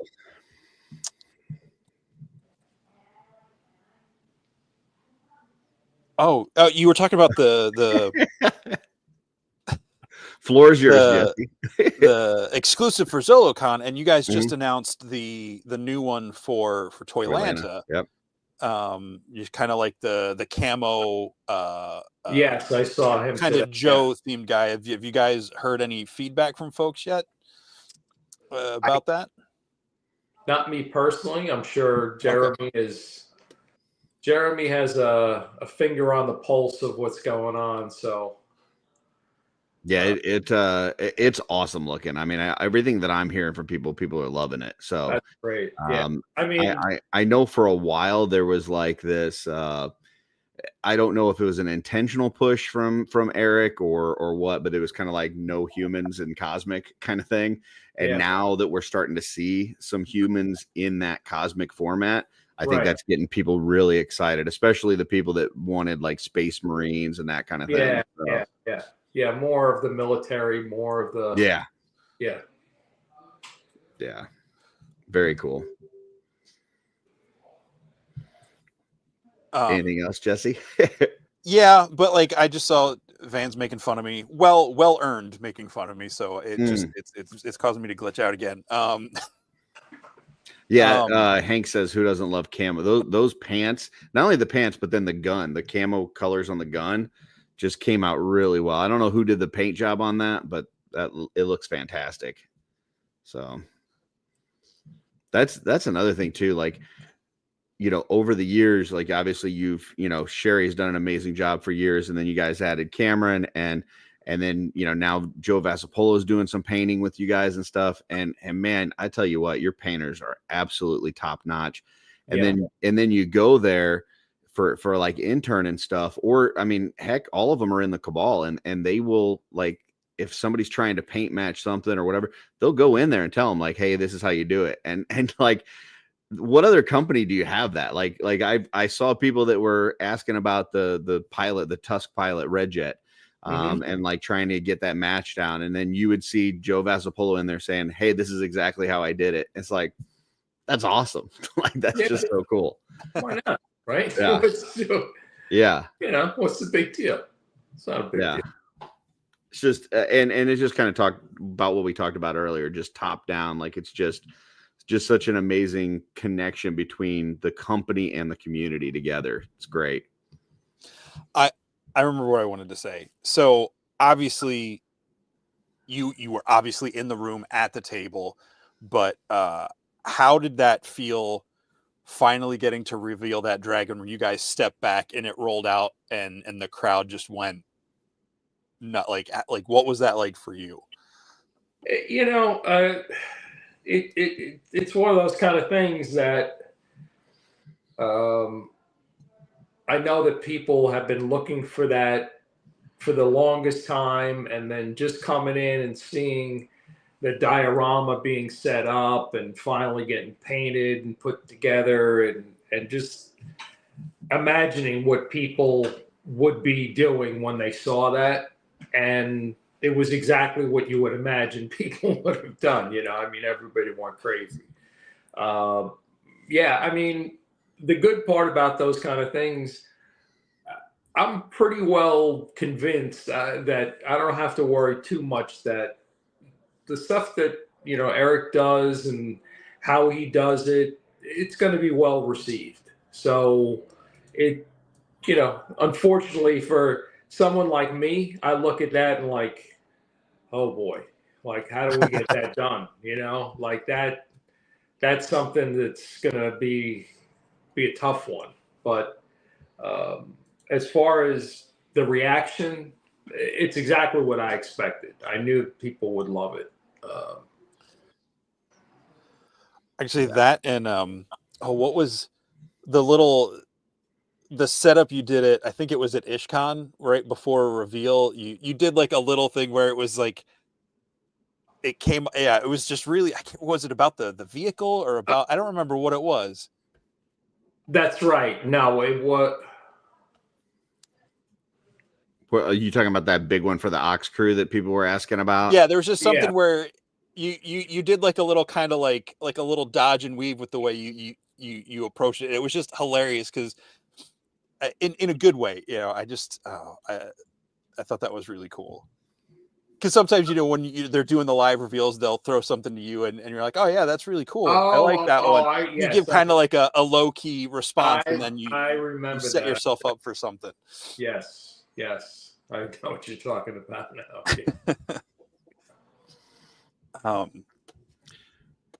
I did have another quick question for you, Jim. You already kind of talked a little bit about Jeremy and having his finger on the pulse and you know, just the job that he's done since he's taken over as director of sales and marketing. But the question I want to ask is, before he was doing that, did you guys find him traveling across Mordor with the One Ring? Or how did you now, like I said, I'm on my phone here, but yeah, I didn't know where you guys came across that guy. So is that Lord of the Rings? That No, that's Jeremy. That's Jeremy Gerard. So Is it really? Yeah, if you Google Jeremy Gerard, this is the first picture that pops up. Oh my God. I just wondering if that's where you guys maybe came across him. So, well, you know, I mean, boy. hey, if you're going to be doing a fantasy toy line, you know, what better place to pull in your director of sales and marketing? God bless that baby face, though, man. Right? He's probably 43 from that picture, right? That was just 2 years ago. Yeah. Oh man. Yeah, good stuff. But I mean, you know, that's just another example of like you guys bring him in to do, you know, sales and marketing, and just, you know, a few years before, he's a fan and he's making customs and he's, you know, doing a show talking about how much he loves the toy line and stuff. And next thing you know, he's with you guys. You know, Joe Vassapolo was doing customs and a fan and all this and that, and comes in and starts helping you guys do with shipping. And now he's, you know, working on a lot of stuff with you guys and doing painting and doing some, you know, directing of the, you know, stuff going on there. Like there's so many stories of people that are in that studio that are not only employees, but they're also fans, you know. Oh, yeah. It's just such an interesting place. Jeremy, I don't know if you know the story. Jeremy was at intern for a day. Yeah. The early days of intern, he was there with his he came twice, I think. He came one of the original times with the Birds, I believe, Kickstarter. And then I think he came when we were at our new shop. And he came with his kid and stuff, and he was there a little earlier. And I always ask people the kind of this. I'm more curious about, like, I'm not curious really about like what's your favorite figure or all that stuff. I'm more curious, like, what do you do for a living? Like, what's going on? Like, what brought you to Mythically? Like, why? What brought you here? You know, I mean, I find that stuff fascinating. I find, you know, all the reasons I was, you know, just everything involved. So, and I like to know what people do for a living and if this is related or not. And Jeremy said that he did marketing for some kind of boring company or like computer or service or something like that. I said, oh, really? He said, well, can you, you know, because at the time we really needed someone to kind of like post Instagram things. And we were terrible at doing all that kind of internal marketing stuff and having statistics of what we're looking at, like how many people.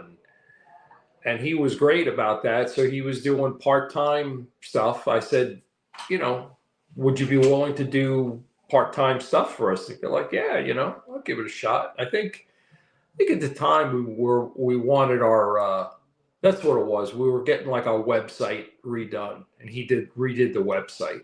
Yeah. And part of that was then we were able to track the, you know, all the new stuff that comes along with it. And you know, it wasn't really that long after that we were like, you know, we could really use you full time if, you know, and that was a big ask for someone like that. You know, I mean, I'm sure he was working into his job. I know for, I think more than 10 years. So, you know, it's risky. So, you know, I mean, I mean, we kind of knew that what was going on. So, but it was a game changer, you know? Yeah. I mean, especially like everybody, you know, like you said, with Joe and, you know, Diego now, and a lot of people were. Well, I mean, first. For those of us that have gone to intern and sat through Cameron's session, he tells the story about how he was just at Dunkin' Donuts getting coffee, and he sees Bill Mancuso there and mentions something on his shirt because he was wearing the Four Horsemen shirt and stuff. And you know, Bill's like, yeah, we, you know, just a couple doors down, like we work down here. And Cameron's like, oh, I used to, you know, work at McFarland, all this kind of stuff, and like just popped in, and you just basically kind of put him to work. So yeah. I mean, I guess when stuff like that's supposed to happen, it kind of falls into place. Yeah, for sure. You know, I've always been that kind of person. Like, you know, like you get delayed or something like that, and that kind of like, if you didn't get delayed, you might have gotten into a car accident because there was a car accident right in front of you. You know, right? Or one of those kind of things. Yeah, it's like everything happens precisely when it's supposed to happen. It's like it's supposed to happen. Stuff's supposed to happen. So when it does, it's cool. Yeah. You got to appreciate it too, you know? That makes me feel good because I think the first time I met you like in person was at ZoloCon, and I was buying a stack of figures and I dropped them all over the floor right as I was trying to hand them to you to check out, and you jumped up and helped me like pick them up, and I was like, oh my gosh, this is one of those guys, this is one of the guys of the company, and I felt so embarrassed, but you were like, you were so cool and nice about it, and you're like, don't worry about it. Although Steven is still trying to live down the experience from PowerCon where he turned the figures the wrong way. Yeah. You know what? It's too bad that I didn't know him better in those days. Yeah, those guys, the rest of the people on that show still give him crap about that. Yeah, beautiful. It's just awesome to hear all those stories of like how your company came together and how everybody kind of showed up at the right time, and it's just very serendipitous. So we've got Furious Figure says, heard Jim really didn't collect action figures, but has a few now. Which is his favorite? I've kind of heard this too, that I know you've told me that you're not the biggest toy collector and all this and that, but then I heard recently, like you've been picking up like some vintage stuff and things like that. So you know what? It's been for me, and luckily in the last year, wasn't that before, but in the last year, I was lucky enough to do some traveling around at cool places. So, you know, I picked up, I like kind of like the older vintage toys and things like that. So I picked up something, one of those tin toys in Tokyo, Japan. And then at different shows, one of the best places to go was Kane County. Oh, I hear that's huge. And that was ridiculous. Yeah. That's worth going. If you've got any interest in any kind of older toy or any toy, it's there. You just have to find it because there are just so much stuff. And believe it or not, it's like one day. But you can get in earlier for different passes or something like that. But if you're looking for some older stuff, I picked up an old Mattel vacuum form machine.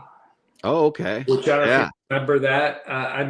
I had one in must have been 1964. Probably got it for Christmas in 63, 64, something like that. 65. I was probably 7, something like that. Nice. That's awesome. So when you see that kind of thing, it was like, oh, I definitely want to, pick that up. And, probably if I traveled around a little bit more and got to see some cool stuff, I would have a lot more at home, which is probably a good thing. Yeah. We got a comment here from Chubsy Wubsy. It says loving the show. Favorite guy of all time. Yeah, it used to be right down the street from you guys. Still not too far, but Says, Jim, you and your 4-H team are amazing. It's an honor to know you and see your company's progression. Blessings to you on your future endeavors. So I love Chubsy. Talk about marketing. That guy knows, it's in his bones. He's a true marketeer. yeah, He knows like what people like. He knows to change. This isn't working. Has relationships. I know he knows this one guy who, one of the marketing people from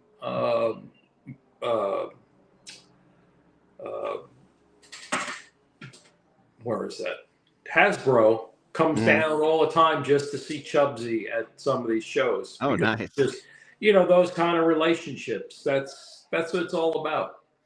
Yeah, I actually came into Legion's Con a day early this year, and so on Wednesday we went to like some mom and pop diner in Jersey and had a nice breakfast, and then went to Chubsy's shop. He has a really great shop. It's cool. He's got some really cool stuff there. Yeah, and him and his wife are just great. So yeah, very cool. Jesse, you got something? You look like you're contemplating. It did. It slipped out of my head. Well, in the meantime, Uncle Bob says to let him know if you're looking for something specific, Jim. They get some amazing toys in the shop. So Uncle Bob, another sweetheart. Oh, absolutely. Yeah. There are a few people that it's nice that they're able to pick the stuff. They're local and they come in. So it's always nice to see Uncle Bob pop in every couple of months, pick stuff up. Yeah, his shop, he's like 10 minutes away from me, and they opened up last December their new physical shop. They were in one of those antique mall kind of places, so seeing them in there with their own displays, and they don't have to worry about all the other vendors around them and stuff. It's a really cool little shop that it has some awesome, and he's got his dogs are usually in there with him, and they're super sweet pups. Jim, go ahead. Sorry.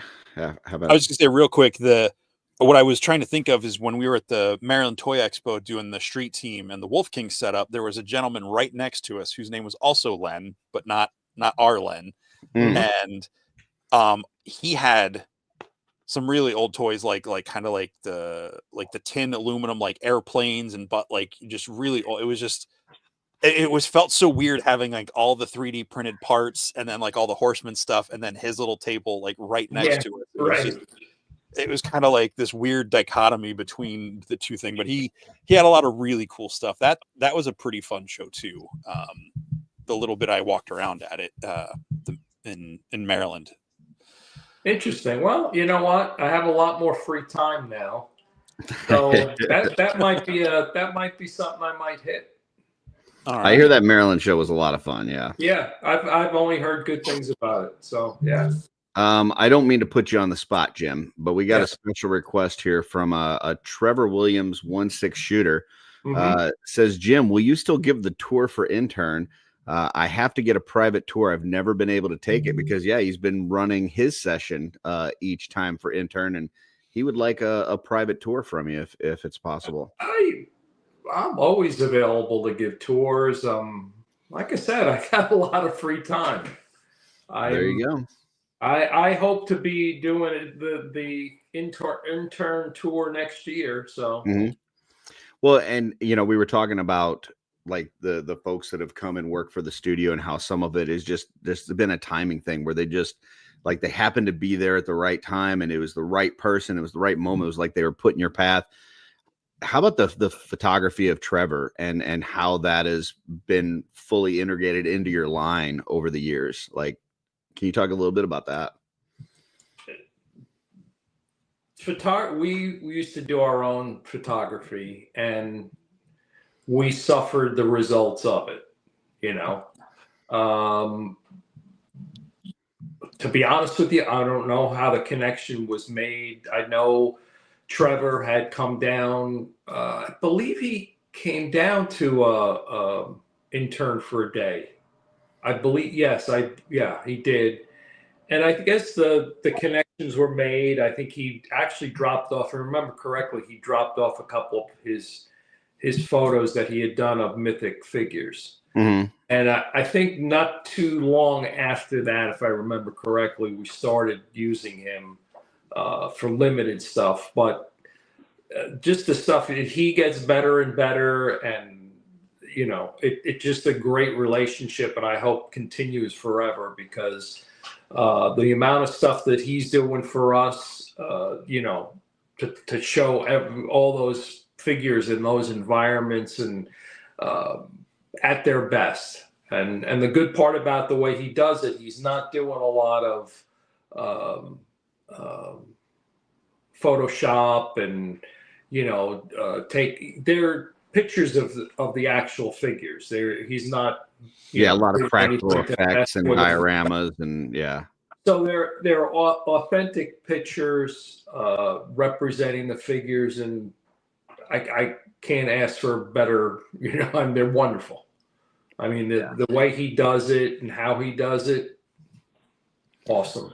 I mean, obviously, the big thing at Legions Con this year was you guys bringing out that dragon and having to move like the double curtains and you know, take that thing out there without like knocking people over. But then we got to see the photography that he put together for it. And man, that can't be easy to photograph this big, giant, massive piece of plastic, but to do it in the way that he did it and come out with that amazing photo, like, so good. Mm-hmm. Yeah. Oh, absolutely. No, like I said, he's just getting better and better. So he might only be a level 4 wizard in our D&D campaign, but he is a true wizard with the camera in real life. Absolutely. Beautiful. All right. Well, there you go, Trevor. Hit up Jim and he'll take you on a tour. And keep doing that awesome photography. So, man, I just found out a couple of weeks before Christmas that so I work in a picture frame shop, and sometimes I get sent out to pick up molding in West Codswell, New Jersey.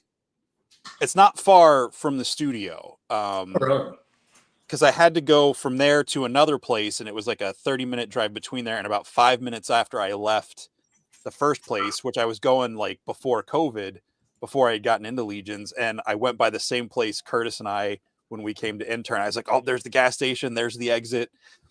I was so close. Like, I wanted to just peel off and come in, but you know, I know that you know, manners. But it was just so cool to be like, man, I've been driving so close to this place for years, or for like a year and a half. I was going like every Monday, and I didn't know you guys were there, or really who the studio was at that point. But right.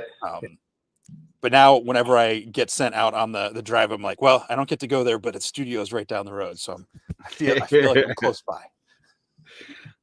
Very cool. Another thing that happened at Legions Con this year that was hugely popular was the Armory experience, and very unique thing. Like I you know, I've never heard of a toy company doing something like that, where, I mean, obviously people relate it to Disney and kind of being able to do that with like the lightsabers and that kind of thing. But like an action figure line, having like all of these parts spread out, and you're able to go through and kind of put together your own figure. I know there was, especially Jeremy talked about it quite a bit. There was a lot of nerves as far as how well it was going to work and how long it was going to take people to get through the line and how many people were going to be able to experience it. But it seems like it just went off like gangbusters, and everybody absolutely loved it. You know, from your perspective, what were your thoughts on how that all came together? I didn't think it was going to work out. Yeah. I wasn't sure people were really going to go that. I don't know what people like. I mean, I know what I like. I don't necessarily know what other people like. I'm over the moon that it worked out. I love the fact that Jeremy and Eric were, you know, I mean, they're big Disney theme park fans, so they understand that. I don't understand it, but the way it worked out, it ran so smoothly. Not a lot of people waiting. People seem to have a great time at it. So yeah, I mean, huge success. And I'm sure those guys are working on ways to make it even better and more expanded next year and more whatever.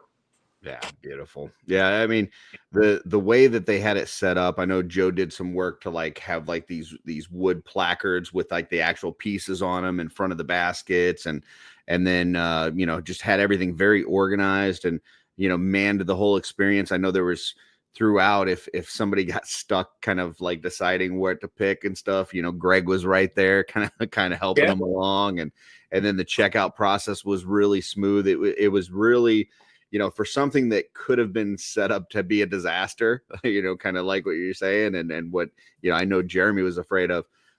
It went super smooth. All the planning and everything you guys did, as well as the hard work there on the spot, definitely paid off, because it was an amazing experience that, people are still talking about a couple months later. So, and what a smart idea to try it out for the interns. Oh, right? yeah.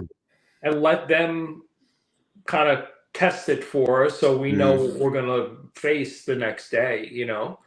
Jeremy, set it up like that. And so I think it was really, really cool the way, it all worked out. Yeah. I mean, and the fact that we were able to get that building across the way really helped us out. We wouldn't have been able to put that whole thing together in our place.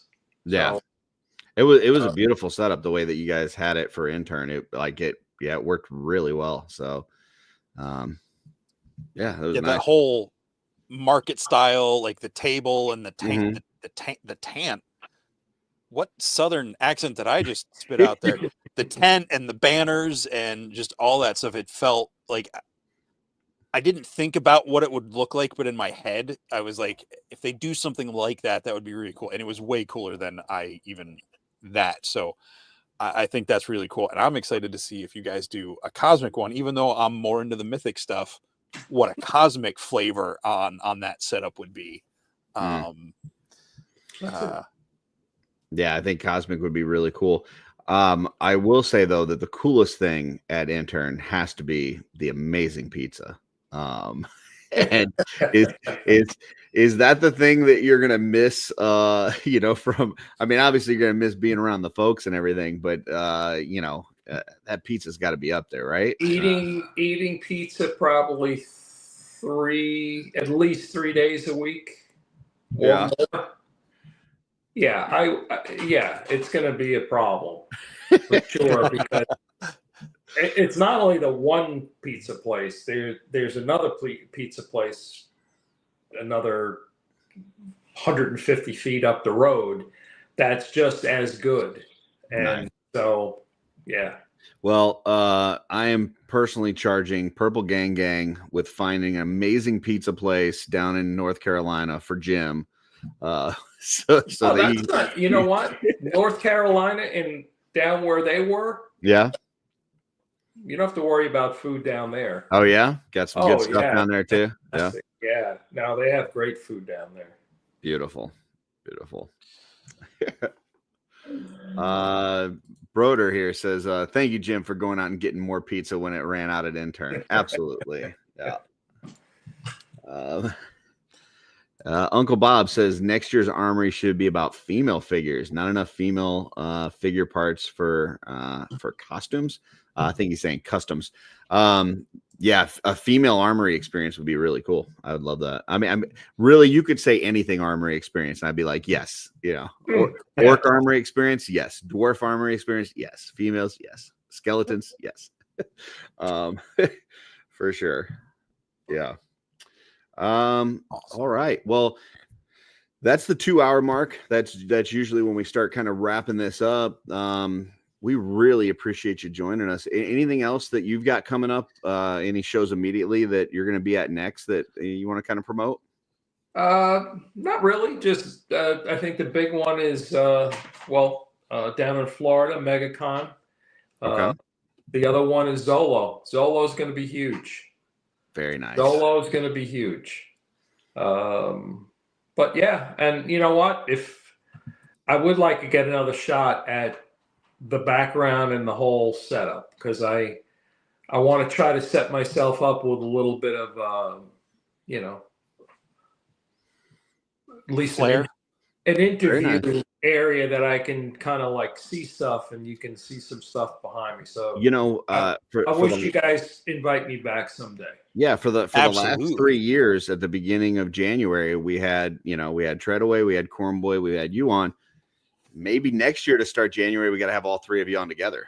I don't know. Maybe that's the way to do it. So I was thinking the same thing, Curtis. there you go. Or sooner. Yeah. Awesome. Well, hey, it's been great talking to you, Jim. Appreciate it. I look forward. I will definitely be at MesquiCon. Look forward to seeing you there. And man, I hope you just have a really relaxing retirement. And obviously we still want to see you around at the shows and everything, but man, I hope you just have a good time. Thank you very much. I really appreciate that. Yeah. And I'll see you guys around all the time. Awesome. Yeah, and I'll be seeing you at ZoloCon and MesquiCon as well. So fantastic. Beautiful. All right. Well, we're going to put you backstage. If you've got to run, we totally understand that. If not, just hang out backstage and we'll be right with you as soon as we close out the show. Okay. Thank you. All right. Thanks a lot. Thank you, Jim. Everybody, thank you so much for hanging out with us, and give a huge round of applause to Jim in that digital little comment section. Or if you're watching this on replay, I'm splicing my words together before I talk. Leave a comment after the show, showing your appreciation for Jim and the Horsemen, and just bringing such an awesome toy line and community to us. Yeah.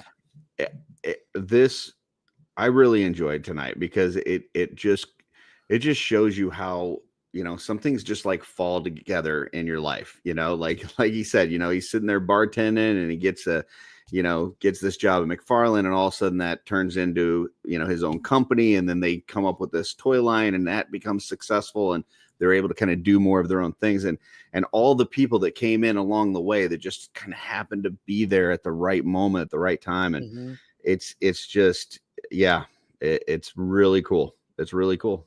So. Absolutely. Well, Curtis, we've got a show next week. Oh boy, do we, man. I'm going to let you set this up, because you put the bait out and hooked all these fish. Okay. So I'm well, gonna bring up because I didn't put a name on this. I just put a region. I had the title. Yeah, I had one fish. Okay. So we were going to get Blake, AKA Recon Rage, on here. And, we told him the theme song says, bring a friend or two. Man, this guy, he threw out some lines. He brought in 3. So we got 3 people coming in. We've got Brian Burke of Von Burke Studios coming in. We got Blake, AKA Recon Rage. We've got Blaze Bear. And then we've got Roberto Suarez. And I mean, it's just going to be a packed show. So we're going to have all these folks on here. So friend or 2 or 3, apparently. Yes. And I don't know if they're all from the Pacific Northwest, but I just called this the Pacific Northwest crew, just because that's what fit on the banner. So hey, that works. I tried doing the names, and that font just did not work, and I wasn't changing the font. So yeah, it should be an amazing show. We're gonna have fun. So absolutely. And make sure you check out Curtis's Art by Akerman page. He's been killing it with all his customizing tutorials. I need to get in there and watch those eyes, because I definitely need to up my eye game on my customs. And we'll be back here. We'll be bringing you back some Wednesday one shots and some rats soon. We got some stuff in development, just settling into the new year. Yeah, thank you all for being here. Curtis, sorry, you're going to say something. No, you're fine. I was just going to say, yeah, I did finish my eye series today. So it was three individual videos on painting eyes. This week, I've got some more stuff coming up. I just filmed another How Do You Do That with Blaze Bear that'll be next Tuesday. This Tuesday, I got Emil Wickman. I don't know if you guys have heard of this guy, but he does some really cool stuff. Does a lot of taking, Legion's parts and cutting them and flipping them and turning them and using them in weird ways. And we're going to talk all about that on Tuesday. And then I also recorded today something with a few friends talking about the Necronominous wave that's going to be here anytime now. and just like some different customizing ideas for when that stuff comes in. So I think there's going to be a lot of cool stuff on the channel. That's art by Akerman. Appreciate all the support. I mean, it's 3 weeks and it's like I think last I checked, it was like 930 subscribers. It's just send like some of them over here. We got to get this yeah. page up. Yeah. I mean, listen, I've been putting out a video like every single day. I think I took 1 day off the last 3 weeks as far as not putting a video out, but I'm trying to crank out the videos out there. And the biggest reward though is just hearing from people that are saying they picked up a paintbrush for the first time, or they watched one of the How'd They Do That's with Maynard or with Matt Stein or whatever, and they tried one of their techniques that they talked about. It's like, it's just cool. So I appreciate all the support, and yeah, thanks everybody. So awesome. Well, real quick before we do our final sign off, I do want to bring this up. It's not live yet, but tomorrow morning, Monday, January 6th, starting at 11 a.m. Eastern, there's already a bunch of stuff already in stock on Four Horsemen. There's going to be a bunch of new stuff. I'm not going to get into all what it is. You'll be able to see it tomorrow, but you'll have your chance at, the Armory Knights, the Ninian Infantry, and a bunch of other stuff. The Cosmic Legion or the Legion's Con individual packs, standard figures. And some of those reissue ones they did for the mystery box. So yep. And it looks like maybe Frankenstein and the Ghost of Christmas Past, some of the figuras that were up recently. So make sure you tune into that stuff. There are limits for the first 24 hours, I believe, and then it's all fair in love and war. And I cannot wait for Necronominus. I'm super excited for that wave. For me, it's Necronominus and then All-Star 6. I mean, I know they're going to be like right on the heels of one another, but because they did that whole year of Necronominus, and they really, the two waves just link together so well that it's almost going to feel like half of the order was delivered, and then you're waiting part for the one other and part two. Yeah, part one, because they just work so well together. So yeah, I can't wait. Super excited.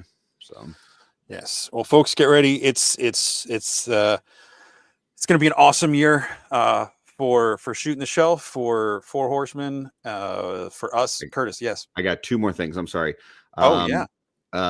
Drunk Gizmo Customs has a sale going on right now on his fountains. He's got some amazing fountains. You go to Instagram, Drunk Gizmo Customs.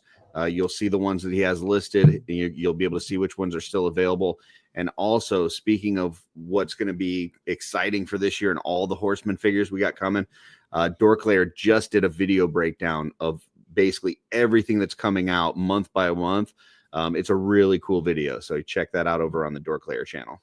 So sorry, Jesse. Absolutely. No, that's great. Yeah, so we'll be back. I'll have possibly a Monday Musings in a different format tomorrow at some point for all the channel members, and all for the channel members. Thank you for being a part of that. And I guess until next time. What's on your shelf?